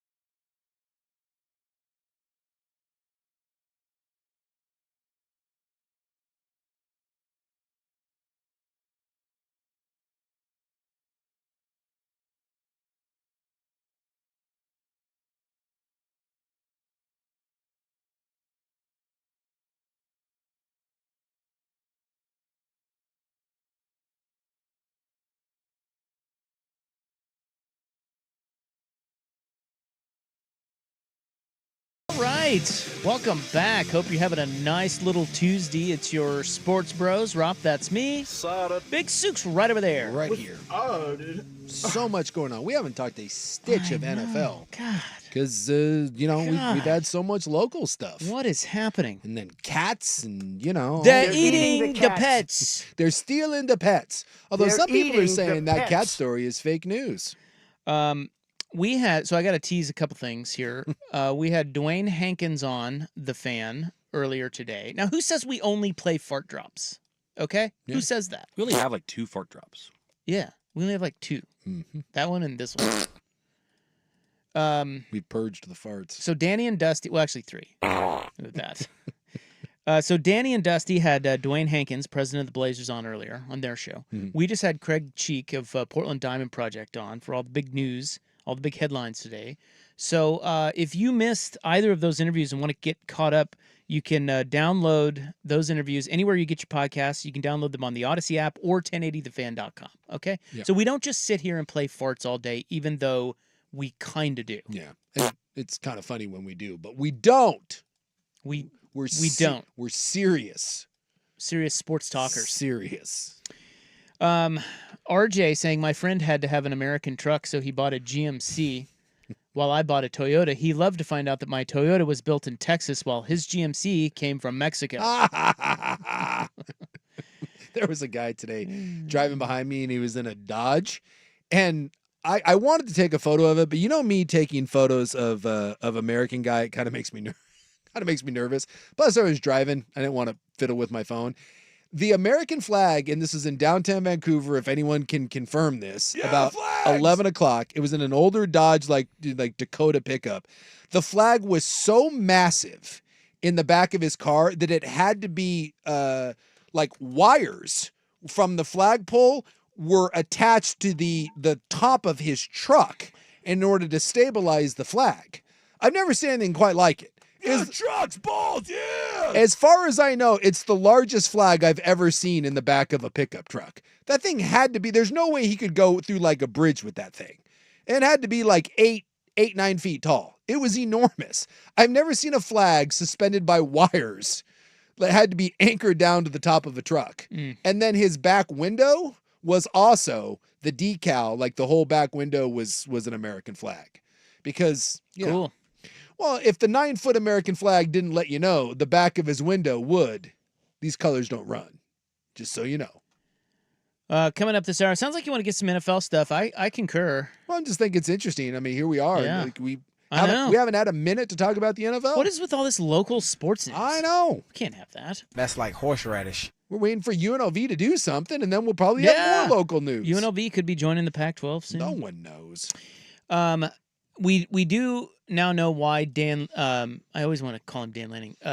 Dan Campbell was doxxed. We know who did that. And on the way up, we're going to bite a kneecap off. I hope someone bites this doucher's kneecap off. Did you hear the reason why he did it? Oh yeah. So we'll get to that, and then, boy, how about my guy Jaden Daniels? I'm gonna push back on this one just a little bit. What? Not letting Isaac claim Daniels. Hall of Fame. My guy. That's my guy. Ryan Clark. Anyone else? Can we just breathe? It was a nice game. It was an amazing game. Can we breathe? He's doing something that a whole bunch of legends haven't. So He is him. I thought Ryan Clark was going to have sex to the telestrator last night. Did you watch any of it? I would not want to watch Ryan. I saw Clark his suit. have sex with them. I saw his tangerine colored Yeah, suit. where does he dress? More importantly, that's It's got to be a custom clothier. that is. I Something. like me some Ryan Clark, but I really thought that he was going to hump the telestrator. And by the way, go back and watch that clip. You can find it on SportsCenter with Van Pelt. I'm not exaggerating when I tell you that he is about to make sweet, sweet love to the telestrator of Mr. Daniels. It was... Would that have been higher ratings than the Dolphins and Yes, I think that or would. I mean the Bills and Jags? That would have. I'll tell you what. I think it would have been more interesting to watch how he went about it in that suit than watching the Jags. Doug Peterson Firewatch, by the way, in 3, 2, and 1. Yeah, they seem like a mess. Anyway, we'll get to some of that stuff and all the big local news coming up tonight in the club. Best Pizza City is now Seattle. What? I thought it was us. Dude, we've lost the airport, and now the pizza. We can't have nice things here. Oh God. Yeah, that's enough teasing. Who knows what we'll get to? But right now, the Hot 5 at 5. Hot topics, hot opinions, Oh, Charlie, I'm hot today. and hot air. It's time for the Hot 5 at 5. That's hot. The Hot 5 at 5 on Primetime with Isaac and Sue. No, I mean it. That's very hot. The Hot 5 at 5 with Isaac and Sue. Brought to you on The Fan by Victorico's Mexican Food. Discover Victorico's new savory menu items. Order in-store, online, or get it delivered straight to your door at victoricos.com. Number 5. Hall of Fame quarterback Brett Favre announces during a congressional hearing that he was recently diagnosed with Parkinson's disease. Yeah. And while I do sympathize with anyone that has that terrible disease, anyone else find it weird that he's like getting grilled for being a terrible human being that commits fraud and everything else, and he just happens to do that?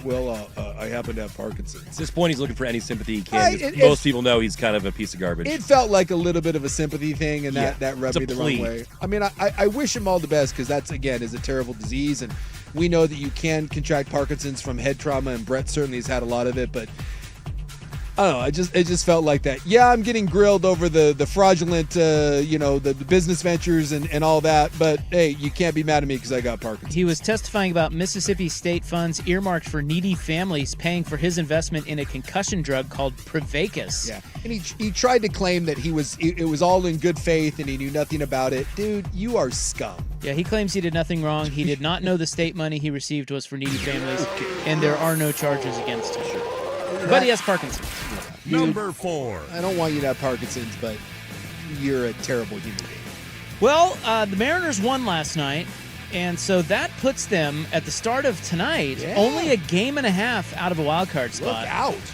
So it's a wild race between the Mariners and the 3 teams in the AL Central, the Royals, the Tigers, and the Twins. Right now, the Royals are playing in Washington. They are scoreless in the third, but they have the bases loaded.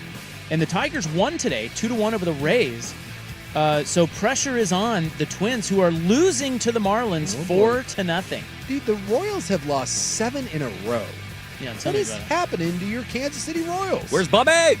Bobby! They're playing terrible, but they can still pull it out. We'll see. Mariners Astros again tonight, about to get underway. The Astros just need to win one and they clinch. Yeah. So the division is no longer in play. Obviously, the wild card is what matters.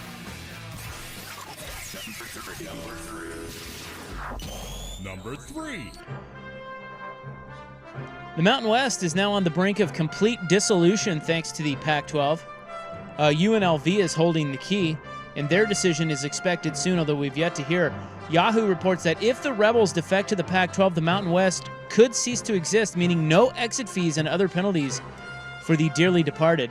Meanwhile, the Mountain West, who requested $43 million in poaching fees from the Pac-12 for the first 4 schools who left, well, the Pac-12 has now filed suit in federal court challenging those fees. How dare the Mountain West ask for the very agreement that the Pac-12 signed less than a year ago and is 3 games into that agreement and violated it. I mean, that's silly. But, I mean, if you get the Mountain West to collapse, that would be the best thing that would happen to the Pac-12. It sucked for the Mountain West, but then you could take the money that you would save, which is, $100 million, and then go and try to make another play for the American Conference teams, the Tulanes, Memphises of the world, and there would have the group that you wanted originally. So this may end up working out to the detriment of Mountain West, but the best case scenario for the Pac-12.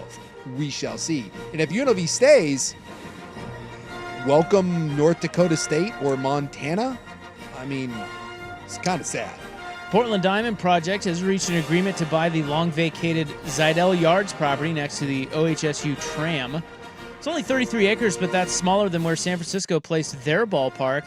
Puts it right on the Willamette River with views of the city and Mount Hood. The plan would be parking and infrastructure on the east side of the river with use of the Tillicum Crossing Bridge to access the stadium. Major League Baseball is expected to expand sometime in the next 5 years. This group still wants to buy Redtail from the city of Portland in order to make it all pencil. They want to develop that as well.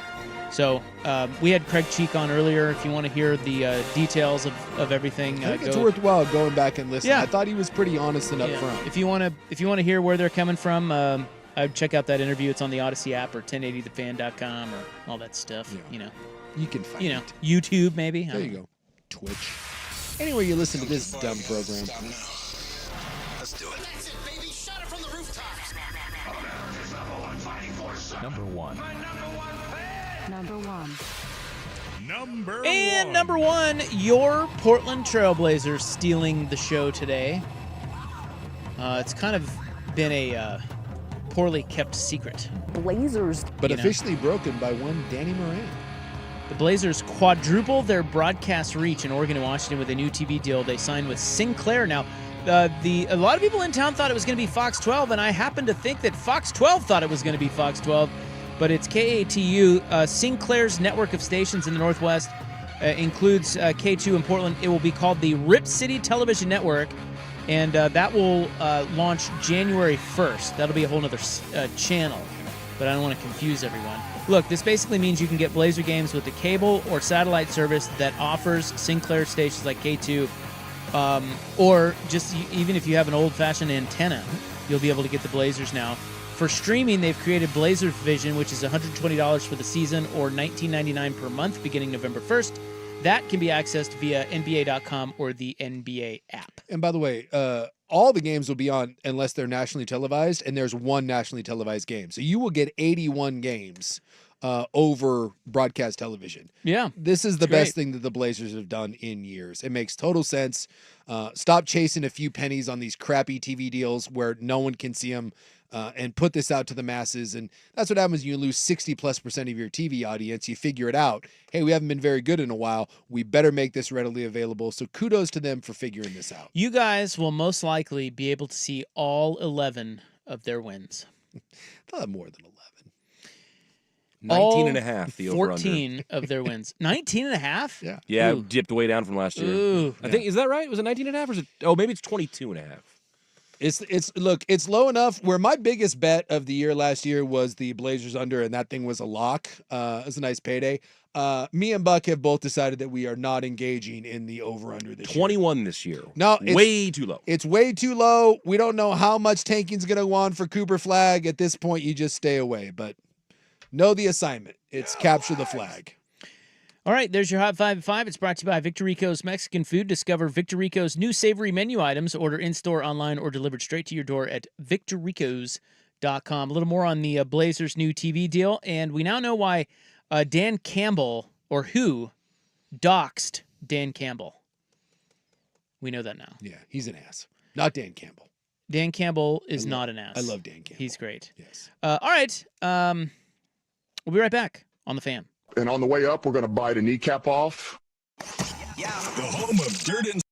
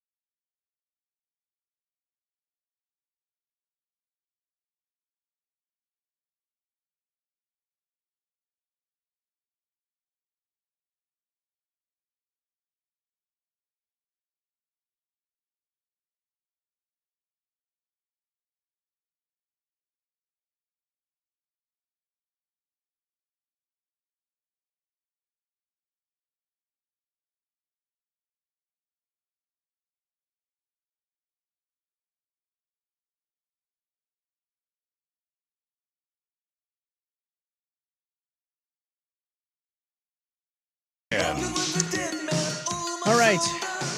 Yeah, I was just I was going back looking at the Blazers TV rights history.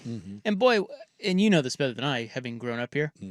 How sordid that is. It's just really dumb. It's never been good. It's never been good. No. I mean, you can go all the way back to the 80s where people had to go watch on closed circuit TV at bars. Yes, absolutely. We had a little local one where every now and then we'd go, and there was a pizza place that had it that we'd go and watch games. Blazer Vision was the biggest horse crap of all time. It was $150, if I'm not mistaken, for 20 games. Well, that was in the 90s, though, right? That was in the 90s. Yeah, so like you're skipping over a whole a whole decade where I think they were with coin, but they would only show away games because they wanted people to go to the games. Yep. So that was a mess. Yep. And then in the 90s, yeah, Blazer Vision. I hear horror stories about the old Blazer Vision. Yeah, and you had to have a cable box, and that was like I've told that story, but that's where my dad sought it out. My dad bought an illegal cable box because he was so. My dad was a big Blazer guy, and he was so mad about the TV deal. And I don't know what that would be like in 1991, but $150 for 20 games, you couldn't imagine doing that now at $150 for 20 games. It's $120 for the entire season in this new streaming option, dude. Back then, that was highway robbery, and my dad was like, "F this, I'll never spend a dime." In fact, that kind of. That almost killed my dad's fandom. Like, he was never quite the same after that. It really bothered him. Well, some of their games then were on KGW as well. Yes. But then you move into... and by the way, it was kind of a big deal. When you got the KGW game, you're like, oh, hey. Hey, Blazers. Because back then, and people think about, Major League Baseball, kids don't understand this. Dude, back in the day, you didn't get to see your team. Those games were not like your favorite college football team, your NFL team, your NBA team. It was a special treat. Yeah, it was not just here's all the games. It was a different time. So then you fast forward to the early 2000s where they had the Action Sports Cable Network, and AT&T refused to put them on because AT&T's a bunch of asses. Yeah. And so, carriage fees and all that crap. So people had to go to bars to watch it. I mean, then that folds. Like, at one season that folds. Then it goes to Root, which was then FSN Northwest, and then it goes to Comcast Sportsnet Northwest, and that was in 08, 07, and we find out that a lot of the state can't get that. Couldn't even get it because it's not on the satellite. Yeah, even if you wanted to get it, a lot of places outside of Portland didn't have that option. God, and that I remember we were on the air at that time, and we bitched up a storm about that. Like, this cannot stand. Oh, well, it did for freaking 15 years. They did that for 15 years. Yeah, and now here we are. I just remember no. Well, now you got. Then they went to Root. They're like, oh, we're going to go up to Root. And then you're getting shoved off of Root by the Kraken. I loved the first time when I had Comcast. I remember the first time going home and looking for the game and being like, wait, what? Like, where's the Kraken? The Kraken are on. And then searching for the Blazer game. It normally, when you have two channels, like ESPN, ESPN2 or whatever, they're side by side. Dude, the Root Plus channel was so far away. It was in the thousands. Finding that thing was an absolute nightmare. And there were times when the Kraken weren't even on. It was like Kraken-related programming or something. And the Blazers wouldn't be on it. That thing was, and by the way, that led to, what was it? Was it between 60 and 70%, depending on who you talk to? TV viewership was down last year, which led to eventually this. So you could say that in the history of the Portland Trail Blazers, beginning this season, one of their worst teams that they will ever have will actually be the most accessible in the history of the franchise. Not for you to watch. Yes. This is the best TV deal they've ever had. Not even close. It's not even close. Not even close. So they're going to air on KATU DT2 in Portland. Yes. Whatever the hell that means. But then come January 1, KUNP is going to be Rip City Television. Mm-hmm. It's a Univision station. They're going to flip it January 1st. And so you'll be able to watch all the games there, and then Blazer Vision is direct to consumer, so you can just buy that through NBA TV or the NBA app and NBA.com. And someone asked, like, what if I'm down in Bend? You'll get it. You'll get it too. The Sinclair has stations, whatever you think of Sinclair. Sinclair has stations basically all throughout the Pacific Northwest. So if you're in Oregon and Washington and you have a way to get broadcast television, whether it's on an antenna or YouTube TV or Hulu or any of that, you will have this. Yeah. They're really, I mean, with the exception of maybe someone that just lives out in Timbuktu, this should be accessible to just about anyone that wants to see the Portland Trail Blazers. It's the same thing that Phoenix did. And by the way, this is by far the worst financial deal for the Blazers. For sure. But when you look at the TV deals, I was always shocked at how little these regional TV deals were for teams like the Blazers and the Rockets and the Astros and stuff. And it shocked me how many sports teams were willing to screw over half of their fan base for just a few $1 million. You're not even a mid-level exception player. You couldn't buy Gary Trent Jr. for what you're getting out of these TV deals and screwing over fans. So thank God someone finally figured it out that, like, hey, in the grand scheme of things, guys, losing a couple $1 million for our fans to be able to see us, that actually may be a better deal for us in the long run. Yeah, I wonder if this would be different if the team were good and relevant. Yeah. I don't think it will. I want to give them the benefit of the doubt. I mean, they've had a lot of turnover there in the front office of the Blazers, and it sounds like somebody over there, I don't know who it is, maybe it's Dwayne Hankins, maybe it's somebody, I don't know, but somebody over there is pretty forward-thinking. Yes. And they actually get it. But if the Blazers were good, because, I mean, they're so scared of being so irrelevant now that they kind of have to do this. Yes. What if they were really good? It was the height of the Damian Lillard era, and somehow you got Jimmy Butler on the team. You know, like everybody, like Blazer Mania was at a fever pitch. Yeah. Would they still do this? I'd like to think they would. I think so. Well, here's the thing. If you had a 60 to 70% TV drop, you would. I mean, let's be honest, that's the catalyst behind this. And it was no mystery. When those numbers came out, everyone, and I mean everyone, including the Blazers front office, went, oh, F. You can't have that. You just can't. And then Phoenix had a monster. Phoenix like quadrupled their TV ratings when they went to broadcast TV. So, you know, yes, if they were good, this would be a harder pill to swallow. But if they were good, would they have a 60% TV drop? Yeah. I mean, it's tough to know. It wouldn't have been quite that high, but I still don't think. I think they would have been hard. Yeah. It would have been hard for people to see them. It would have been a sliding scale, but make no mistake about it. If the numbers were good, this doesn't happen. But, you know. Well, this is going to be great. If they ever get good, this is going to be a home run. Yes. Because it's be massive. Once you get good, that's when you start. Because Hankins mentioned it on Danny and Dusty today. He said, you know, we're really thinking about the next generation. Kids growing up in this area, they need to be able to watch the team.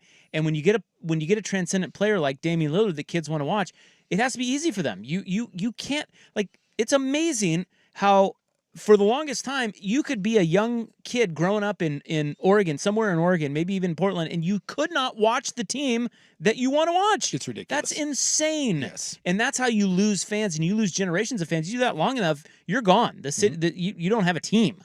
So I thought it was good that he mentioned the importance of that, where, hey, it's just being accessible. So once they're good, if they're ever good, so many people are going to be looking for them, and it's going to be easy for them to find them, and they will, in turn, they will make way more money that way than they would just selling a deal to Root and getting shoved down to Root Plus or whatever the hell that was. What a joke. That was the worst. For Kraken, imagine getting bumped for the Seattle, a hockey team from 3 hours away. It really is. It's crazy. It's just unbelievable. So nice work, Blazers. Yes. You finally did something right. Well, look, we're critical of them, but when they do right, you're critical of them because they deserve it. But when they do something right, give them their flowers. Yep. And I think this is a big old kudos and a Barry Horowitz on the back. That's right. Wonderful. Just marvelous. Basketball coverage on the Fan presented by T-Mobile. Switch to T-Mobile and you can get tons of benefits and still save on every plan versus AT&T and Verizon. Use their savings calculator to find out how at T-Mobile.com/switch. All right, we now know who doxed Dan Campbell. We'll get to that next. Here's Buck.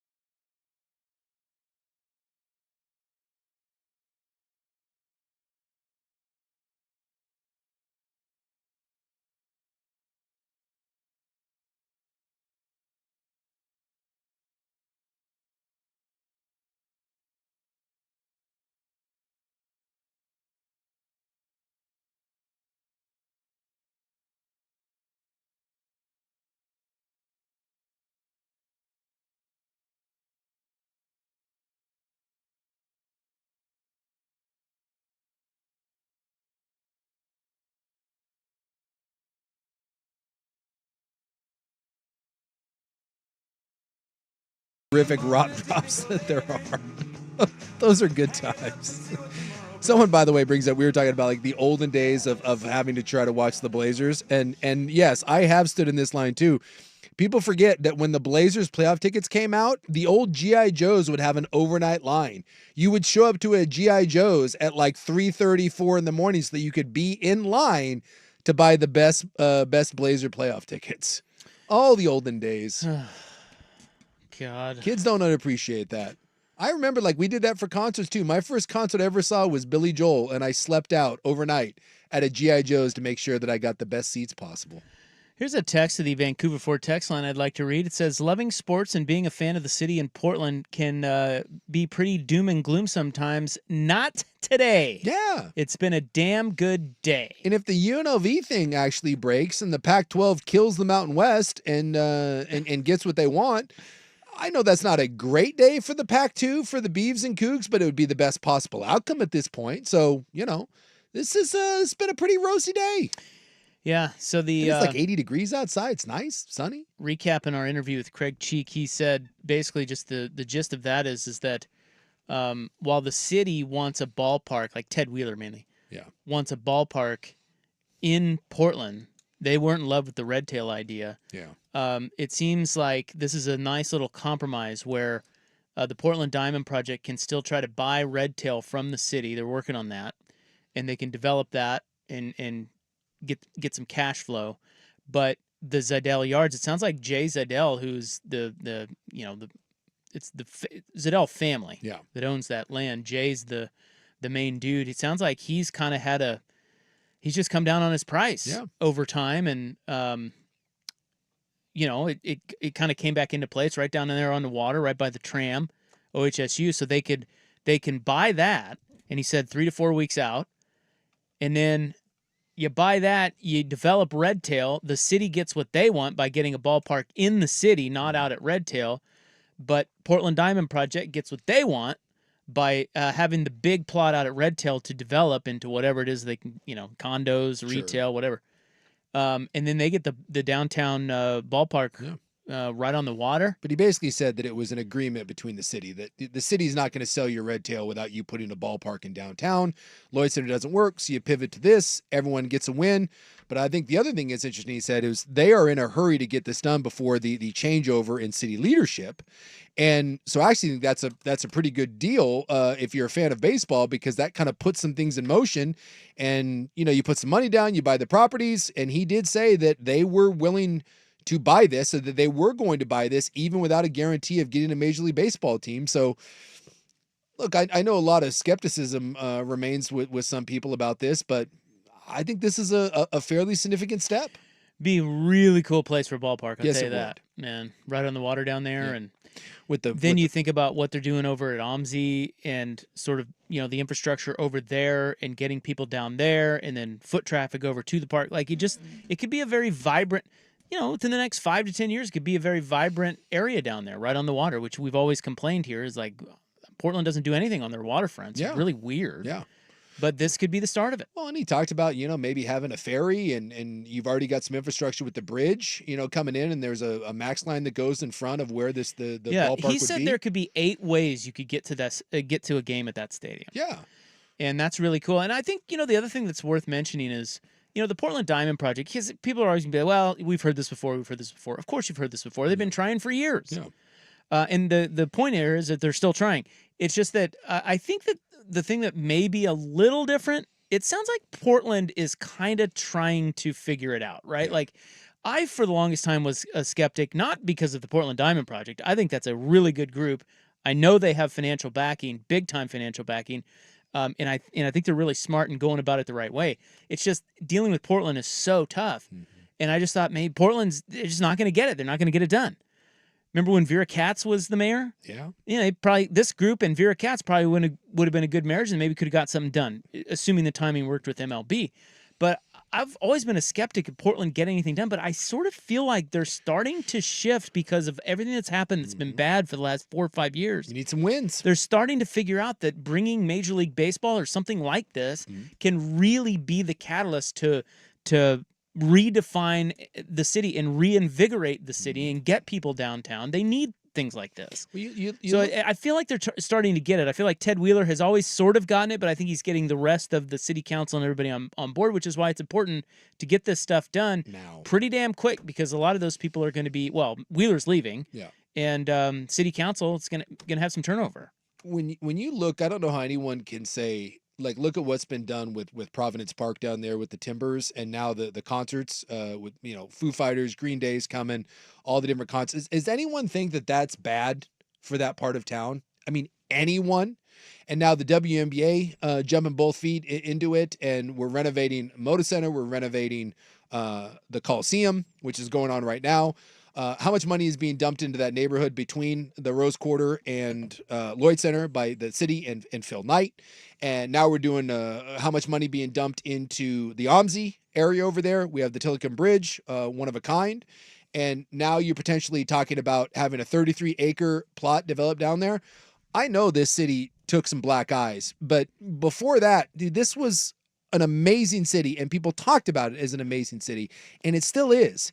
And I think we've got to start turning the page on this negative connotation that nothing can ever get done in the city. There's a reason why people loved coming here. There's a reason why this city was once viewed as a crown jewel, right, of the Pacific Northwest. And just because you had a couple bad years doesn't mean that nothing good can ever happen here. That's just silly. And I think you're starting to see some people, what they're going to build the new amphitheater right downtown, the little the concert venue down there. The Live Nation one. The Live Nation one. Yeah. I mean, think about it. People are betting on this city. And they always say, dude, when the only good thing about getting knocked down is when you get back up. And it feels like you said, it feels like there's some positive momentum here. And, look, and this may be for naught, because maybe Salt Lake just has a better plan, and, Salt Lake beats us out. But he also said that really the only competition right now is you and Salt Lake. It is between you and Salt Lake. And so I don't know, I'm glad that they're still pushing this and going, both feet into the deep end and see what happens here. Because this is an amazing city, and I think we're starting to get some W's. I think we're on the comeback. You imagine if Phil Knight then buys the Blazers? Oh my God. Within the next, amazing. 5 years. Amazing. Damn. Right? Yeah. Reasons to be optimistic. We now know who doxed Dan Campbell. Jerk ass. Doxing is when you put someone's private home address online. Well, and you're putting people at risk. Well, for sure, yeah. Yeah. In some places, it's illegal. Yes. Now, in this instance, it is not. Yeah. But it was a high school male classmate of Campbell's daughter. Yeah. And he posted on Snapchat after they lost in the playoffs to San Francisco, he posted, quote, "dumb F trying to go for it." Yep. And that was accompanied by their home address. Well, several people showed up to his house that night, including this kid, who he and his friends were there yelling not so nice things towards the house. Now, the Campbells were in San Francisco. But his daughter was home. And so she called Dan, and Dan said, "Hey, get the hell out of there." Police then had to kind of protect the house for a couple of days. They said the incident didn't meet the standard to file criminal charges, but this is, some high school kid who's in Campbell's daughter's class. It's so pathetic. So they went and they found him. They tracked him down, and he said, quote, "I thought it would be funny." Yep. How pathetic. So the Campbells had to sell their house. Yeah, because they said that it's multiple people will still come by, and he just said that there's been some threats, and it's too uncomfortable, and so now they live on 8 Mile. They sold it, and hopefully this one keeps quiet. But I mean, isn't that pathetic that, like, if you're now a member of that family, you can't share your address with anybody? I mean, for a friend to do that, man, yeah, that's some scumbaggery behavior. I mean, if you wanted to find out Dan Campbell's address, you probably could. You could. But that's the thing is, posting it is something different. Yeah, it's one thing if you got some stalker piece of crap that's out there digging around, but for a high school classmate, a friend that's been there that knows the address, to think it's hilarious to post that and then not think that some weird fans are going to show up. I mean, think how uncomfortable that is for his daughter who's home alone, and all of a sudden people start showing up in your driveway yelling and screaming. And I'm sure that most of that is just, again, fans being jackasses. But for a high school girl being home alone, I guess her boyfriend was there. That's just, you can't be doing that stuff. So I don't know. Do you not think Dan Campbell lives behind a gate? He does now. He does now. Okay. He didn't. But he didn't before? No. Wow. No. I mean, you probably didn't. Not everyone, not every coach or player like when I'm not even saying people want it, but it just feels like with that much money, you probably have one. Well, my only two people that I spent any kind of time with, two teams, were the Broncos and Buccaneers, and none of those guys. Well, I can't say none. Most of them didn't live behind gates. You'd be shocked at how normal. I mean, some of the guys lived in apartments, some of the guys lived in condos, some of them just lived in normal neighborhoods. I mean, not every player and coach lives in a $12 million mansion with big secure gates. It's just not a. I'm always rather surprised. It's always interesting to see where guys live. Yeah. Professional athletes, and sometimes I think more often than I am the other way. I'm always like, it's normal homes. That's where he lives. Yeah. Well, remember, it's not that great. Not everyone makes, just more money than God. And a lot of guys don't make it their permanent How home. much does God make, do you think? I think God makes a lot. Who pays him? I think Joel Osteen pays him. That's fantastic. I feel bad, but I'm glad Ain't nobody got time for that. they sold the home, I guess, within one day, and they got another place that's a little more private and behind a gate. And all right, let's crown Jaden Daniels, my guy, MVP. You should have. We got to see if we can find. Bug, will you go see if you can find the Ryan Clark clip? Yeah, no problem. Look for that. We'll get to that next to wrap up the hour on The Fan. It's time for a Ducks Report, the inside story on Oregon athletics. Brought to you by Mods PDX. The future of building is here. Yeah, he actually got dinged the other day in practice, so just trying to be aware of where he's at. If he's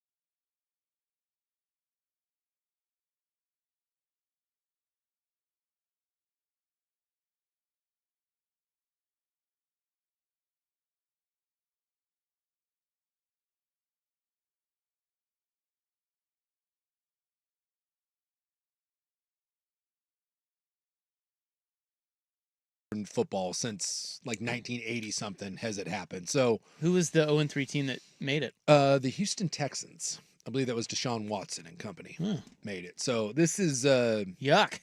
You know, this is kind of an unmitigated disaster. I know Cincinnati has slow starts, and their schedule is pretty soft. So I'm not going to say, especially with the 17 games, that it's over. But here's the problem with Cincinnati, and because I thought Cincinnati with a healthy Joe Burrow, right, was going to be a real contender. So far through 3 weeks, it really hasn't been their offense. It's been their defense, and there's real problems on the defensive side of the ball. And I'm not certain that those are going to get fixed. So, I mean, I'm not ready to completely stick a fork in them, but the fat lady is warming up for the Cincinnati Bengals, and they're going to go on a run here because, again, their schedule is pretty soft. But I can't really, because they got Carolina next. That should be a win. Baltimore will be tough, but then the Giants and the Browns, who, you know, a couple of those teams are quite bad. I just don't think their defense this year is going to give them a chance to be a playoff team, or if they find a way to sneak in, they're not for real. Well, who cares about them? You know who is for real? Jaden Daniels. Jaden Daniels. Rookie quarterback. He is him. Hey, the Commies, I saw a stat about them. You know, they've scored every drive except for kneel downs. 2 straight games. Yeah. Against, again, 2 of the worst every defenses. Drive. But that's impressive. That's amazing. That is amazing. And Daniels is him. Convince me otherwise. By the way, that's his first touchdowns that he's had. He didn't have a touchdown in the loss to the Buccaneers or the game against the Giants, where they were just kicking field goals. Jaden Daniels looks really good. He takes way too many hits, but he's completing a ridiculously high percentage of his passes. He is throwing the ball downfield. By the way, his completion percentage is 91. Oh, that was 91 last night. Oh, it's not 91 on the season. 80. Sorry, yeah. 80. So you know he's complete, and he looks really good. The touchdown pass in the corner against the free rusher. Yeah, that was a great throw, man. It's as good a throw as you're gonna make. I mean, it's just it's stupid good, and so he certainly looks the part early on. But my God, the amount of generational, never seen anything like it. Can we go back to, I don't know, let's go back to Carson Wentz, Josh Freeman, Robert Griffin III, Vince Young, Trevor Lawrence. I mean, how many times do we have to see someone have a game or 2? And this is one game against a really, really sketchy defense in Cincinnati that has had problems all year long. The defense just doesn't look good. And then we're like, well, it's him. We've never seen anything like it. Yeah, we have. We have got to pump the brakes on anointing guys after even 3 weeks, but in this case, you're really anointing them after 1.5. So of the rookie quarterbacks, make no mistake, the best one so far is Jaden Daniels. Caleb Williams looks lost behind a really bad offensive line, but it's not like Jaden Daniels is surrounded by like unbelievable talent. He's got a couple good receivers, but you know he doesn't have an elite run game and an elite O-line, and he looks the part. And so yeah, early returns, but we just got to stop. We just have to stop with this I'm stuff. not going to stop. Well, I have your clip, telling me Sue. to stop. I mean, Ryan Clark literally was going to have sex with the telestrator Ryan last Clark night. knows ball. He does. You want to hear Ryan Clark? Yes. Let me show you what happens to mere mortals, right? A mere mortal, when staring down this rusher, they say, I can't throw it. I got to run the football. I don't want to get hit. They throw and they duck. But not this man, not Jaden Daniels, not the Heisman Trophy winner, not the man from LSU, not the new Washington Commanders commander. What does he do? He stands there. He delivers on a big time bomb. I want you to watch this. When you see a man in this position, let's run it back right here. You see this position? This is tough. Terry McLaurin, he's looking up. He's going to track the football, understanding that it's got to come down, not straight. Boom, right here, catch, get the knee down, touchdown. And they all say, amen. Hail. Yeah. We gotta. I like the other guy. Yeah. That was Van Pelt going, yeah. We gotta just, we do this all the time. I'm very confident. Yeah. A quarterback looks bad a week early on, and look, like for example, like Anthony Richardson's going into this year. Anthony Richardson had 2 or 3 games last year where he showed, a flash or two. He actually made a better throw than the one Daniels had last night. That touchdown pass to McLaurin in the corner that Ryan Clark was touching himself to, that is as good a touchdown pass as you will see, except for the one that Anthony Richardson threw. The one Anthony Richardson had, the 65-1 in the air while getting hurt, I've never seen anything like it. It's as good a throw as you'll ever see in the NFL. Anthony Richardson right now is a bad quarterback. And I'm not saying that Jaden Daniels looks way better than Anthony Richardson, but it's like we do this all the time. Every time Justin Fields does something, we're like, Justin Fields! Just let these guys... You're just a hater. Well, it's not. It's really... Now all of a sudden, what are we doing with Trevor Lawrence? Trevor Lawrence does not look good. Trevor Lawrence looks broken. And Trevor Lawrence was football Jesus. And then we were like, well, I don't know, it's Urban Meyer's fault. Well, no, Trevor Lawrence right now looks like something is wrong and is not processing things and is really, really struggling, right? So, like, there will be struggles. Like, again, I'd like to point out, Jaden Daniels did not throw a touchdown pass in his first 2 games.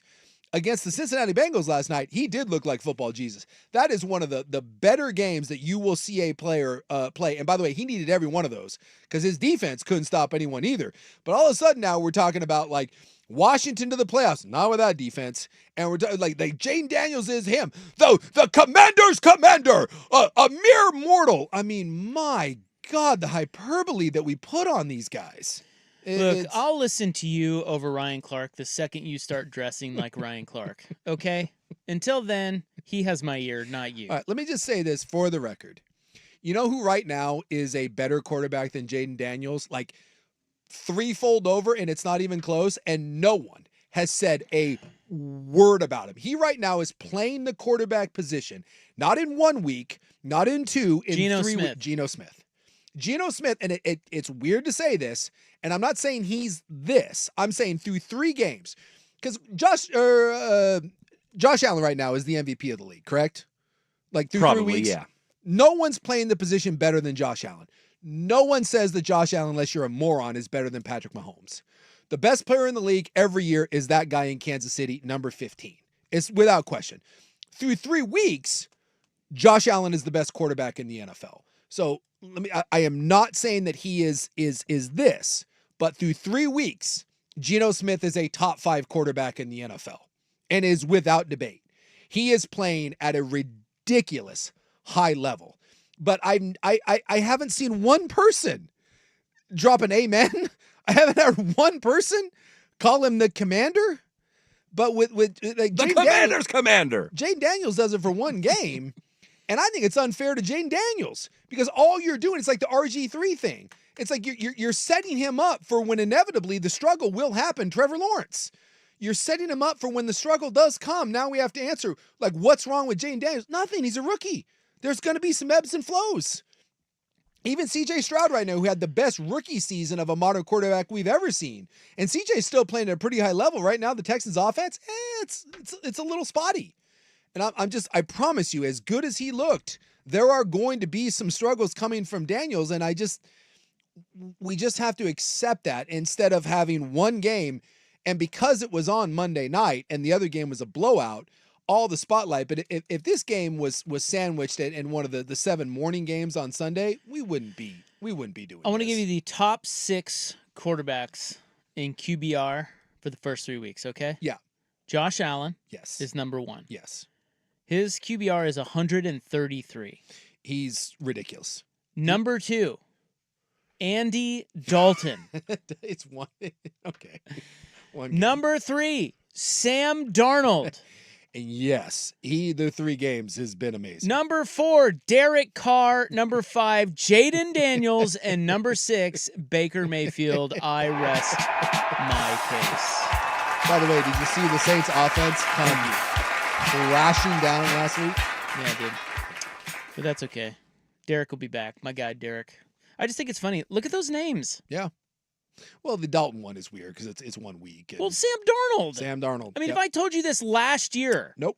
Last year, I told you this. You'd be like, what? I would have, and there were a lot of people that were like, oh, here comes the Sam Darnold renaissance. And I said, dude, show it to me. Prove it. And again, I don't do anything after 3 weeks, but through 3 weeks, I said it on Monday. There is not a better coached team right now in this league on both sides of the ball than the Minnesota Vikings. What they're doing with what they have, it's the most impressive job in the NFL, and it's not even close. Can you name the 4 quarterbacks worse than Deshaun Watson? Boy, there's 4 quarterbacks worse than Deshaun Watson. Believe it or not. That's becoming a situation, by the Yes. way, that if you're Cleveland, you're going to have to come up with some hard truths real fast because he is. Well, yeah, he's terrible. He is dog-ass. So he's at 71.4. There are 4 quarterbacks worse. Bryce Young. He's the worst. 44. His quarterback rating is 44. Yeah, and by the way, if you want to know how bad he is, Andy Dalton. Andy Dalton's a fine quarterback. He's a borderline starter, best backup in the league. But the fact that he came in and did that lets you know just how truly awful Bryce Young was. Well, the fact that like the sports books said before the change, if there was one, that the lines would be more favorable with their to the Panthers with their backup in than with their starter in. Yes. Yeah. He is all kinds So of the awful. other 3 worse than Deshaun Watson. Worse than Deshaun Watson. So let's go through. So Bryce Young, Justin Fields? No. Justin Oh, Fields God, actually no. been They're pretty winning, good. but I didn't think he'd been doing much. No, he's fine. He's 13th. He's fine. Right ahead of Geno Smith. What about Daniel Jones? No. Will Levis? No. Believe it or not. Caleb Williams, perhaps? Yes. And Caleb Williams. And Bo Nix will probably be on there. Bo Nix and who else we got? Who Richardson? Anthony Richardson. Oh, there you go. Those are your 4 worst. And I hate to be the one to say I told you so, but because look, I'm wrong on lots of things. The Anthony Richardson stuff. Speaking of, I don't know why everyone was freaking out, and he may eventually get it because the raw skills are off the chart. He is a bad quarterback. He was a bad quarterback last year. He's a bad quarterback this year. He's a phenomenal athlete with a great arm. That is a bad quarterback. And well, but just like Jaden Daniels, sorry, you're saying that, hey, slow down. Yeah, well, maybe he could. Maybe Richardson will pop. He may pop, but when you watch like Caleb Williams play, who's rough right now, there are signs. You can see Williams kind of working through some things. I think there's some positive signs there. Jaden Daniels just looks really good. He looks really polished. He looks like in command of it. When you watch Anthony Richardson play, it is. I don't know if I've seen worse decision-making process on a snap-by-snap basis. I mean, it's like, Will Levis. In moments, it's really bad. And that's when you just know that he just hasn't played that position very much, and he's woefully inaccurate. I mean, he may be a guy eventually, but if he closes that gap, it will be one of the great stories in NFL quarterback development that we've seen in years. And to be fair, Josh Allen did that. Josh Allen closed that gap. I don't know if it was quite this, but this is a significant gap, and he's got a ways to go. All right, let's kick off the club talking pizza. We have a new best pizza city in America. Next on The Fan. Hey, it's Suk, and let's talk about your hair. You're losing it, right?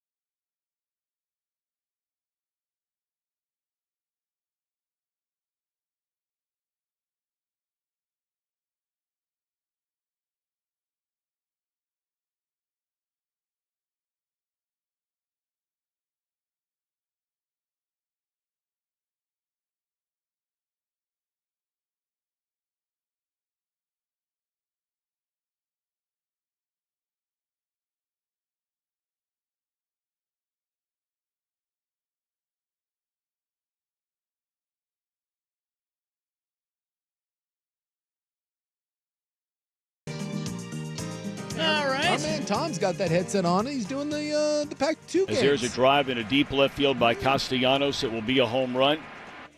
He's doing the Cougs, doing the Beavs. Good on him. I mean, I don't know, he's probably a piece of crap, but he's a man of God. What are you talking about? He's a man of faith. yeah. Always prided myself as being a man of faith. Deserves a second chance, Yeah. Yeah, Those aren't my real views. That's the one I always love. I've never said that before, never would ever again. Just happened to the one time. Yeah, those aren't my real views, even though that's what I said when I'm not on the air. Something I thought I mentioned in private. Yeah. One time only. Yes, because my real views are the ones I put on the air, not in private. Yes, indeed. When I'm in private, I'm really fake, but on the air. Well, if you knew what everyone's thoughts and deeds were, you don't want to know. You don't want to know. No, you don't want to. That would be the downfall of society. It would. Yeah.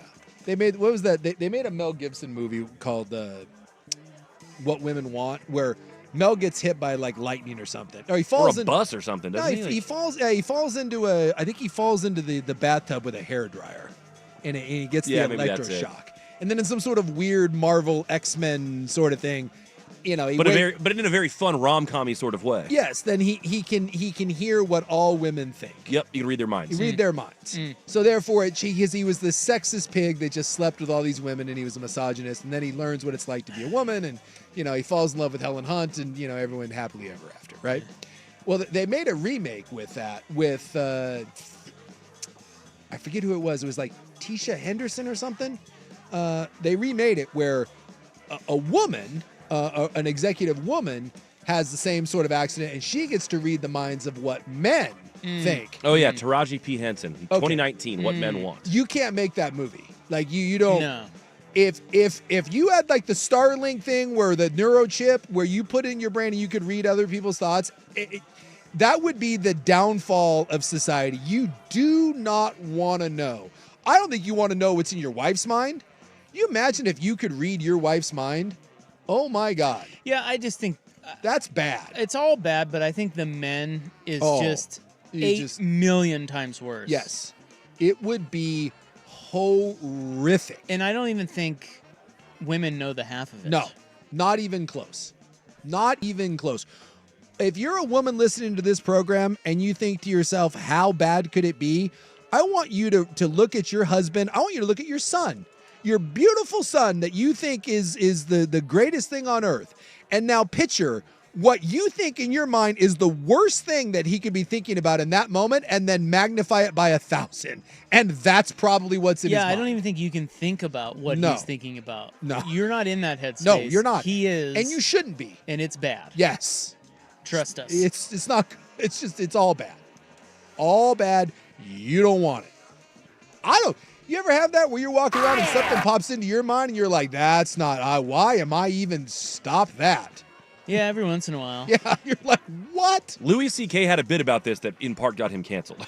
He's like, all the things, he's like, yeah, when I ask a woman something, I'm thinking what she might think, but when she wants to know what I'm thinking, I can tell you what it's like, and it's X, Y, Z, and it is, it's not great. No, you're just walking around and something pops in your head, you're like, why is that in there? You're like offended by it, and you're like, that's my own brain. You're like, let's shove that into a deep, dark corner and never bring it up again.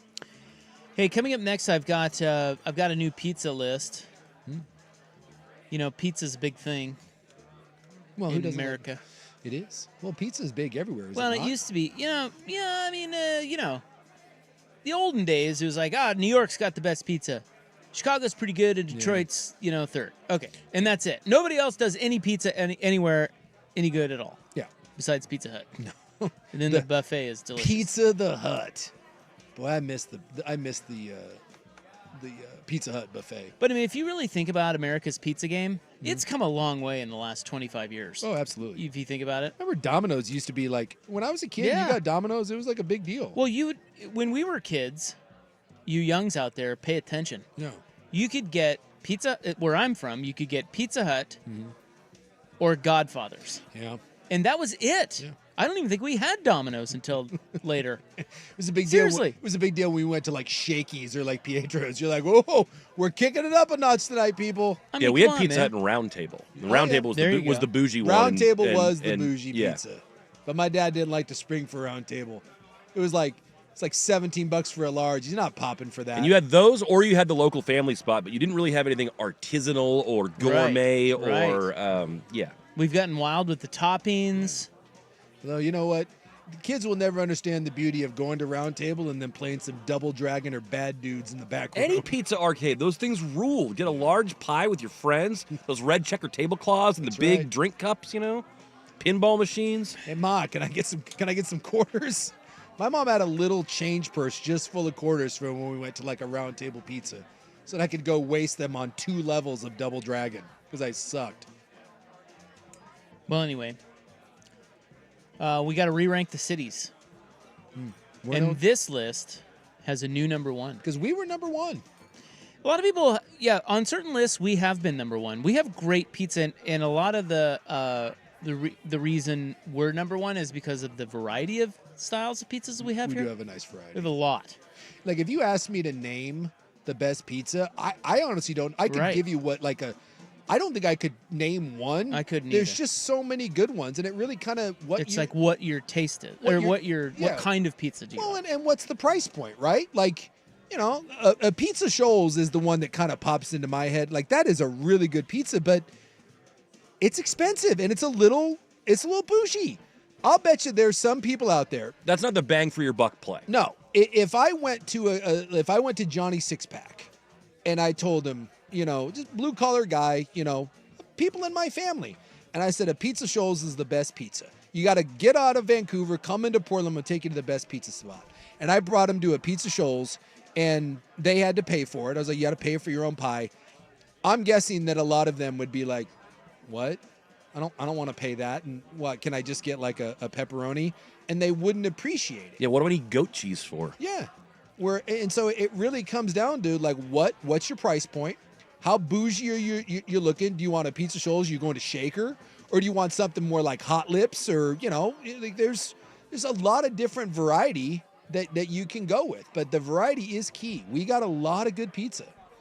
So who is the new number 1? And where does Portland rank next on the Fan?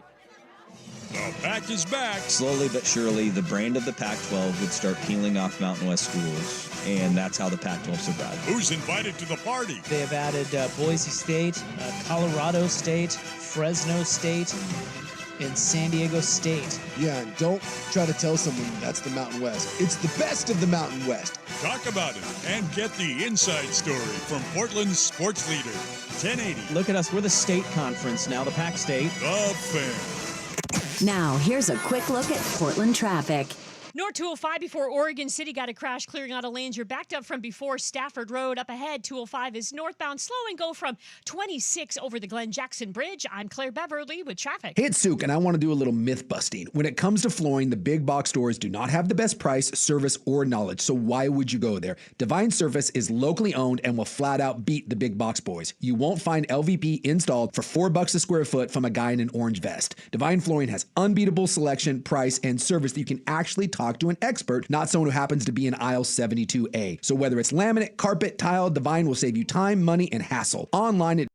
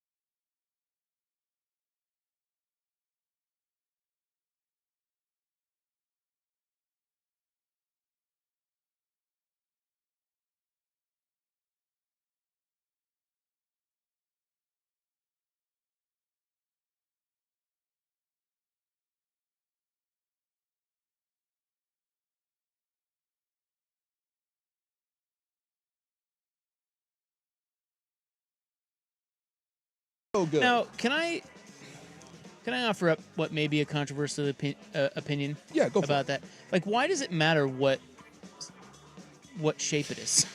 It doesn't. It's a thicker style. Like Well, I know Detroit. I know that. Yeah, I'm just saying, like, if you have the same thickness, same crust. Yeah. Why does it? Well, I because feel they like do it in people the sheet pan, and then it gets crusty around the edges too, Yeah, you which get- isn't the same as if you did it Yeah, in the, okay. on the circular Okay. pan. But I guess if you did like a, I mean, I guess that's no different than doing a deep like a pan pizza, but you just get more crust, because the pan pizza has the big thick crust too, but it's in a traditional shape as opposed to the pan. Well, Buckley's saying it. You get a better crust with the square. I think that the way they do it in the sheet pan is it's super crispy all the way around the side, and it's a different type of depth than like a deep dish. Okay. I'll tell you what, if I go to Ranch Pizza, don't you dare try to give me a slice from the middle, you son of a You bitch. want the corner. You give me that corner slice every single time. You fight for those four corners. That is a quality. There's also a lot more crust on it. So if you like the crust, I mean, it takes up a lot of. There's I'm a lot of crust volume guy. there. Yeah. I'm a crust guy, so it's that's climbing my. Well, you better have a good crust. If you don't have a good crust, you don't have a good pizza. Well, but it's different. Like if you got a New York style, like you want, do you like the floppy slice? Do you like something with a little more crisp? Or even like the Italian, like Napolitana style, like that. That's not a especially crust-forward pizza. Well, again, pizza can be done a lot of different ways. Yeah, I mean, I don't think it has to be crust forward, but it has to be the dough has to be cooked right. Mm-hmm. Like, I mean, there's a difference between. But that could be for any pizza, any style. Well, that's what I'm saying. Like, that's more important to me. Yeah. Am I making sense? Kind of. Probably not. Hell yeah, that's good pizza. Yeah, I mean, like you start getting people talking pizza. We've got a bunch of them coming in on the text people line. are very passionate. Well, and everyone's different. Yeah. There is not one that No. has been mentioned twice. No, it's all over the place. And by the way, they're all good, Which right? is why we have great pizza here. Yes, like there is. You can go from a Pizza Thief, Cat Pizza, Hot Lips, Bellagio's is good. I mean, God, there's a million. Tom's makes a really good pizza. There's a million good pizzas out there. Flying Pie. Yeah, shout out Bellagio's new sponsor of Ducks coverage here on the Hey, Fan. what's up, Bellagio's? By the way, That's wait. an old classic. I was driving home last night. Mm-hmm. Can we talk about, real quick, I'll get back to the pizza survey, I promise, Mm-hmm. or the pizza list. Can we talk about how long the open is for the Ducks Roundtable show? It's like 4 That minutes. is the world's longest open. I know they apologized for it the other day, so I was like, sorry. Oh, my God. A lot of people want to be a part of the round That's table. the thing. We got to include all the sponsors, man. Well, okay, do you write off the top? Yes. I don't make that imaging. They want. Who did that? Is that Swigart, isn't it? I don't know, probably. I'm Jason Swigart, and I love sponsors. It builds anticipation. It does not. It drives me insane. I don't know if it builds as much as it just goes. It just keeps going, and then you tune out and like think about something else for a while, and then it's like, oh, okay. As the host, I sit there and I tune out and think, and then they're like, and then you go back on the to fan. it, I'm like, oh, well, we're on. and it's still going. Lulls like- you to sleep. It's a little bit like November Rain. You're like, hey, is November Rain over? Nope. Keeps going. Here's the situation. So this is from Mando Media, America's top pizza cities. Here's their methodology. Rating, which is the average rating for all the pizza places across online review sites. Excellence. From those reviews, what percentage of them were rated as excellent? Choice, the number of pizza places the city has to offer. And interest, which is the number of Google searches for pizza per 100,000 of population. Okay? Okay. They then ranked each of the cities and weighted it in the following way. Rating was weighed as 25 points. They felt that it represented the best metric to convey the overall quality of the pizza scene in a city. Excellence was weighted as 15 points. This helped show them which cities had a real pizza culture with the best quality pizzas. Okay. Choice was weighted as 5 points, whilst it's important to have plenty of places to choose from. Their quality was deemed more important overall. And then interest was weighted as 10 points. This helped them confirm those cities that had a genuine interest and desire for more pizza. So those are their factors. Okay. The new number one in the United States. Hopefully you weren't listening earlier when I actually spilled the beans. No, I did not. Well, you were. I know, but I'm trying to play along. Oh. I did hear. You were here. I You even understand. commented on it. Hey, Seattle. Seattle, Suck it, Washington. Seattle. And dude, that that pisses people on the Oh, East Coast yeah. off. Well, it pisses Portland off. New York guy gets. We used to have the Jewish Rampage in here, Travis Demers, and anytime, even Mike Lynch, if you suggested that someone other than New York or Jersey had the best pizza, they would lose their S. Head coach? God. What? New York people are kind of morons. They'd be right about bagels, not the pizza. Anyone else can do good Well, pizza too. I just feel like New York people never get out of New York. Like, they think everything's so great in New York because New York has, it has everything. It has a lot of stuff. And they right? pay so freaking much they have to justify it to themselves. So And to live there, to be there, to They eat don't there. go anywhere else. No, there's a valid point to that. They're just there. It's like, oh, it's got to be Nothing else like it. Nothing could be better. Dude, get out of your house. Travel.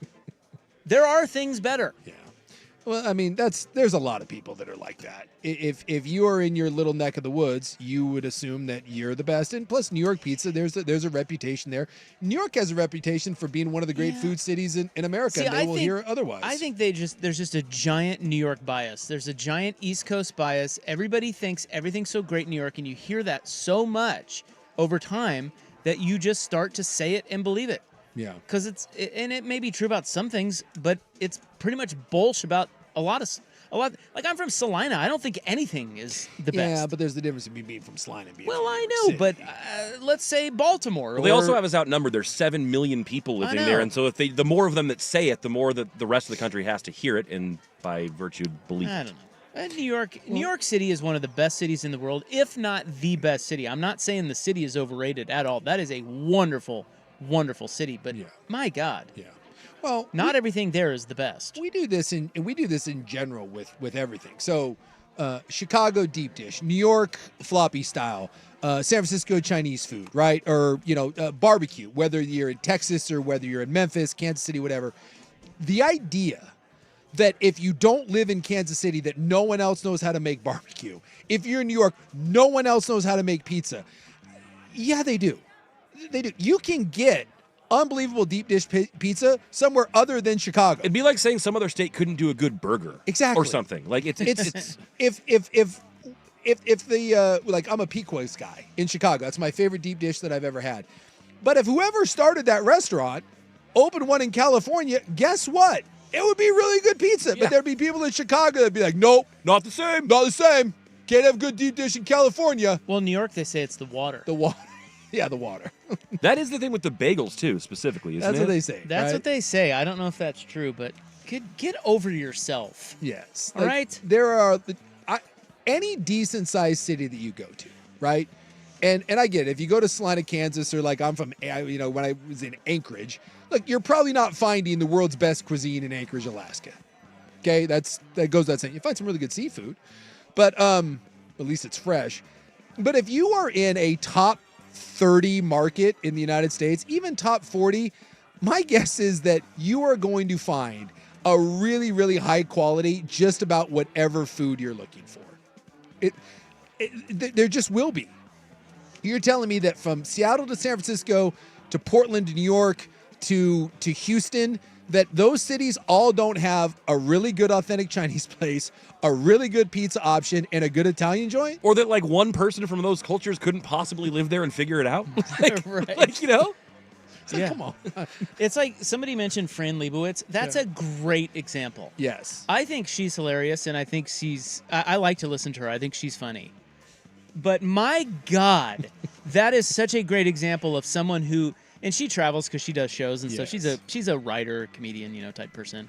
And she travels, and I've heard her talk about her travels. She freaking hates leaving New York City. So she hates everything because she doesn't want to be around people. She doesn't like hotels. Then you shouldn't be in New York. I know, dude. She cannot stop about New York. She will not shut up about New York City because it's the only thing she knows.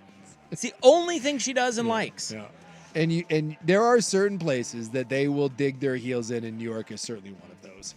And at least the people from New York, at least like there's some people that are like with my gal. There's some people from Tokyo that feel that way. Like, but that's like New York thinks that like they're like the biggest. Like, go to Tokyo sometimes. It makes New York City look so small. But the people from Tokyo will feel the same way. Like, this is the greatest. This is the epicenter of all society. Everyone from a major place like that. And New York in I don't think there's probably another place, maybe Boston, that digs their heels in quite as much of we are the best and nothing else matters. Wouldn't you say New York and Boston?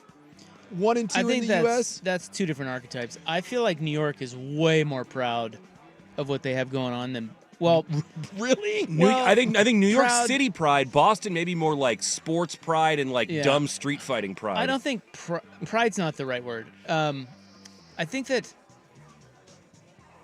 I don't know. I think civic pride is for New Yorkers because I think they're proud of being from there, telling you they're from there, how great the place is. Because again, they've been told how great the city is, and it is a great city for so long that they're very boastful. Whereas Boston, I think, is so insecure about how much that city kind of sucks that they and New York is. They always hear about how great New York is. They kind of puff their chest out. They're like the insecure kid who's always kind of wanting to fight you because he's really a little baby inside and he's been wronged, and that's kind of Boston. Yeah, I guess I've never met a more passionate person than the person from Boston. Like you said, and maybe that comes from a place of ignorance, but New York person may laugh at you and spit at you and yell at you if you say someplace is better than New York. You're right. Boston person headbutts, but they want to fight you. Yeah, and I think they're just insecure about, it's maybe not that. Maybe get out of your little Boston bubble, your little racist Boston bubble. You know? Someone from Dorchester is the greatest place on earth. You ever been to Bennigan's? You haven't even seen anything like this? this? But it probably is. You ever seen Bennigan's? You ain't seen nothing till you seen Bennigan's. And so there's a little bit of that on the East Coast, all up and down the East Coast of just, I mean, why would you? I mean, everything's there. Yes. So you don't travel to the West. It's a long way out there. You certainly don't go to the Midwest. So that's all you know. Yeah. And you think it's the best. Yeah. Maybe travel a little bit. Maybe get out, test yourself. A little more open-minded. Salina, Kansas. A little bit more open-minded out here on the West Coast. So it says, Seattle, topping our list, is a city more commonly associated with coffee and seafood. This Pacific Northwest hub has quietly developed into a paradise for pizza enthusiasts, performing well across all metrics in our study. Their rise in the pizza world stems from its thriving food culture and focus on locally sourced ingredients. See, that's the key. I think that's where these New York people get all stuffy about, the water in the BT. Yeah. Dude, you come out west, farm to table type stuff, the seafood, just like, I know it's different than the pizza there, but pizzas have become kind of regional, Yes. And that's a good thing for the local cuisines. Not from New York. Screw you. And that is great because the person from New York will insist that the $3.99 slice that you can get on, 52nd Avenue out of a window, they will insist that that's better than any artisan pizza that you can buy in Portland. Exactly. Like, what? The city's culinary scene has influenced its pizzeria, where you'll find unique topping combinations and well-crafted crusts, from wood-fired Neapolitan-style pies to fusion pizzas. See, that's the other thing, is like all that stuff, New Yorker's going to thumb his nose at that. Yeah, I don't need a fusion pizza. No. Why do I need that? We do it right. It's a good pizza. We do that. You ever heard of a simple cheese and pepperoni? Seattle offers a diverse and high-quality pizza experience that stands up to any traditional pizza capital. The city's strong showing in both ratings and quality indicates that its pizzerias aren't just numerous, but they're also delivering on taste. As a matter of fact, back in 2023, Motto Pizza, maybe it's Moto, I don't know, M-O-T-O. Yeah. In Seattle, their unusual Detroit-style pizza got so viral, they literally had a multi-month waiting list. Wow. Yes. All right. Now, number 2 on the list is Boston. Now, that's going to piss off New York. Oh, 100%. Guy. They're not happy about that. Portland is 3rd. Hey, look at us. We come in 3rd. Okay. And then we rated really high on interest and choice. We and do then have a lot. 4 is New York. Okay. Yeah, New York right now, they piss on that list and say that the whole thing is dumb. And San Diego is 5. So it's really East Coast, West Coast. Yeah. I mean, if you want to go, the closest or the highest rated Midwest city is Cleveland at number 7. And can we also admit, too, that there's probably not much difference between 1 and 4? Which they all have really good pizza. Yeah, I think they're all stellar. Exactly. I mean, it's like how far down the list you go to be like, No one in any of those cities is hurting for quality Because pizza. Chicago is 9. Yes, And that's good pizza. and that's great pizza. Again, but not if that's your if you don't like waiting an hour for deep dish. All right. This guy says, I brought a friend from Georgia to a barbecue joint here in Salem, and he proceeded to thank me and then tell me that's the worst barbecue he's ever eaten. Of course. Again, Well, it might have been. Well, Depends on what joint I it was. guarantee that guy from Georgia went in just being like, this barbecue is going to suck because it's from Salem. Yeah, for sure. But I will say, of all of the, like coming out west, and you've traveled, Mhm. of all of the cuisines, if you were to, if I were to ask I know you, where you're going. yeah, like which one? Because pizza is killer. Pizza's killer. It's just killer. Yeah. I mean, you can find top notch of pretty much any cuisine in Portland. That's the beauty of Portland. Yeah. But we're obviously known for our farm to table and all that. But if I were to ask you one cuisine that is just really kind of lacking, it's really hard to find the best places, it's probably barbecue. There's two that I would say. Not that there aren't good barbecue places. No, but I think there is a lack of really good quality barbecue, and I think there's a lack of really good authentic Chinese food. 100% with you on Chinese. It just isn't that good compared to other metropolitan cities. Nope. Yeah. Nope. If you go up to Seattle, you can find, so many good authentic. San Francisco too. San Francisco, whether you want Szechuan, whether you want Cantonese. I mean, there is just some really, really top notch, whether you want to spend a lot of money or whether you want to go to a hole in the wall in Chinatown. And there's some good places around here, but it's way harder. Yeah. I would say I think we lack in the number of barbecue joints, and I think we lack in the number of really good authentic Asian cuisine. Yeah, I wouldn't know about the Asian cuisine. I don't. But see, I think we have a lot of good Thai, and I think we have some good Japanese. We have great Thai food. Yeah, but not I Chinese. wonder why. And I don't know about Korean either. I don't think we have a big. Our Asian community is not as robust as some of those other markets. Yeah, but out west, like up, Seattle and Vancouver. Seattle and Vancouver. I mean, BC. Yeah, when you go to Vancouver, British Columbia, they have one of the biggest Asian malls. I mean, think like the Lloyd Center on steroids, and it's all Asian. Every store is Asian. It is. They have such a giant Asian influx. Same thing. Go to Seattle. Go to Chinatown. The San Francisco Chinatown. Like, we don't have that, and so we just don't have the population that demands those food. You can go into San Francisco and you can go to just some absolute thing that you think you're going to get murdered. You go down some stairs, you go into a basement somewhere, and it's some dimly lit giant room, and there can be 200 people eating there, and there'll be one white person. And the rest of them all Asian, and sit It'll down, be you. and you are going to have the best Chinese food you've ever had. And we just don't have that here in Portland. Right there, hot food talk for you bros and broettes out there, with a little dumping on the East Coast, which we always like to do. It's a great American pastime. Suck it, New York. Here's Buckley with SportsCenter. Now.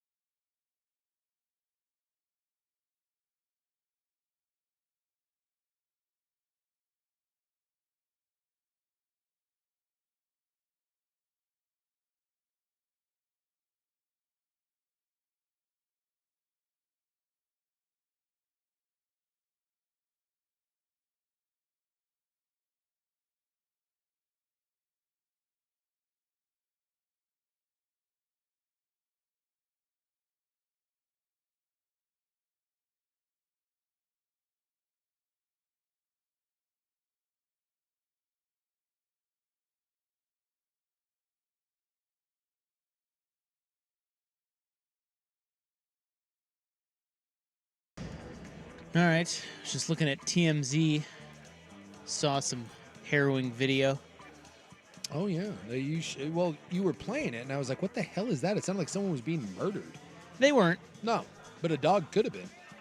Yeah, Brittany Furlan. Is that Tommy Lee's lady? I don't know. She's a hot. She's a hot. Shocker. Well, they got a just like one of those, ring cams on their pool. Mm-hmm. And their two little dogs are just hanging out poolside. Yeah. And a freaking coyote. Middle of the day. Jumps in. Yeah, right in the middle. It looks like the morning. She's in a robe or something. Yeah. And she comes over and snatches it. Boy, that other dog is really lucky. There's two little dogs. I mean, 15-pound dogs.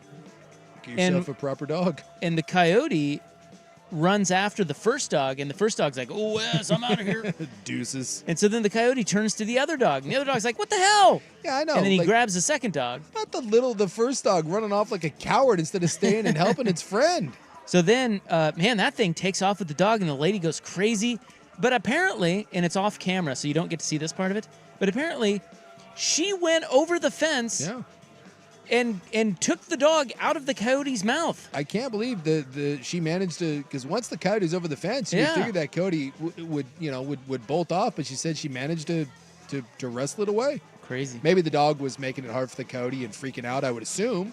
That dog was fighting for his life. And by the way, watching the video, can we say that dog didn't put up much of an effort? Hero dog. Yeah. Well, what do you want the dog to do? Well, I don't know. Like the dog's screwed. You ever try picking up a dog when it doesn't want to be picked up?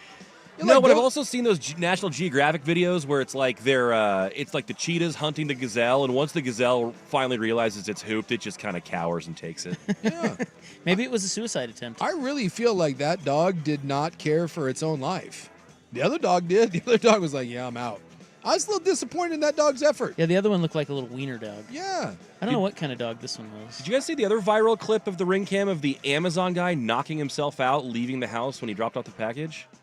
No. He's like this long-haired bro, and he rings the doorbell, drops the package, and then he's almost like skipping off the porch, and he jumps and he hits his head off on a roof overhang, but it like clotheslines him, and so then he hits the back of his head on the cement when he lands, and he's just laying there. The people are home, so they heard the doorbell ring. They come to get their package, and the Amazon guy is rolling around on there in front of their door. I just saw it. They try to offer him help apparently, and he's like, "No, I'm good," even though he was stumbling when he got up to walk. And that's probably pretty embarrassing. They didn't think it was probably safe for him to be around driving, delivering packages, so they called Amazon customer service to let him know. Yeah, he was just doing a little happy He's all fired up to be doing his job, and then bang. You know how you jump up and click your heels together like you're real happy? That's it. It's all he was doing. He's like, hey, but, maybe I'm done for the day. There's my last package.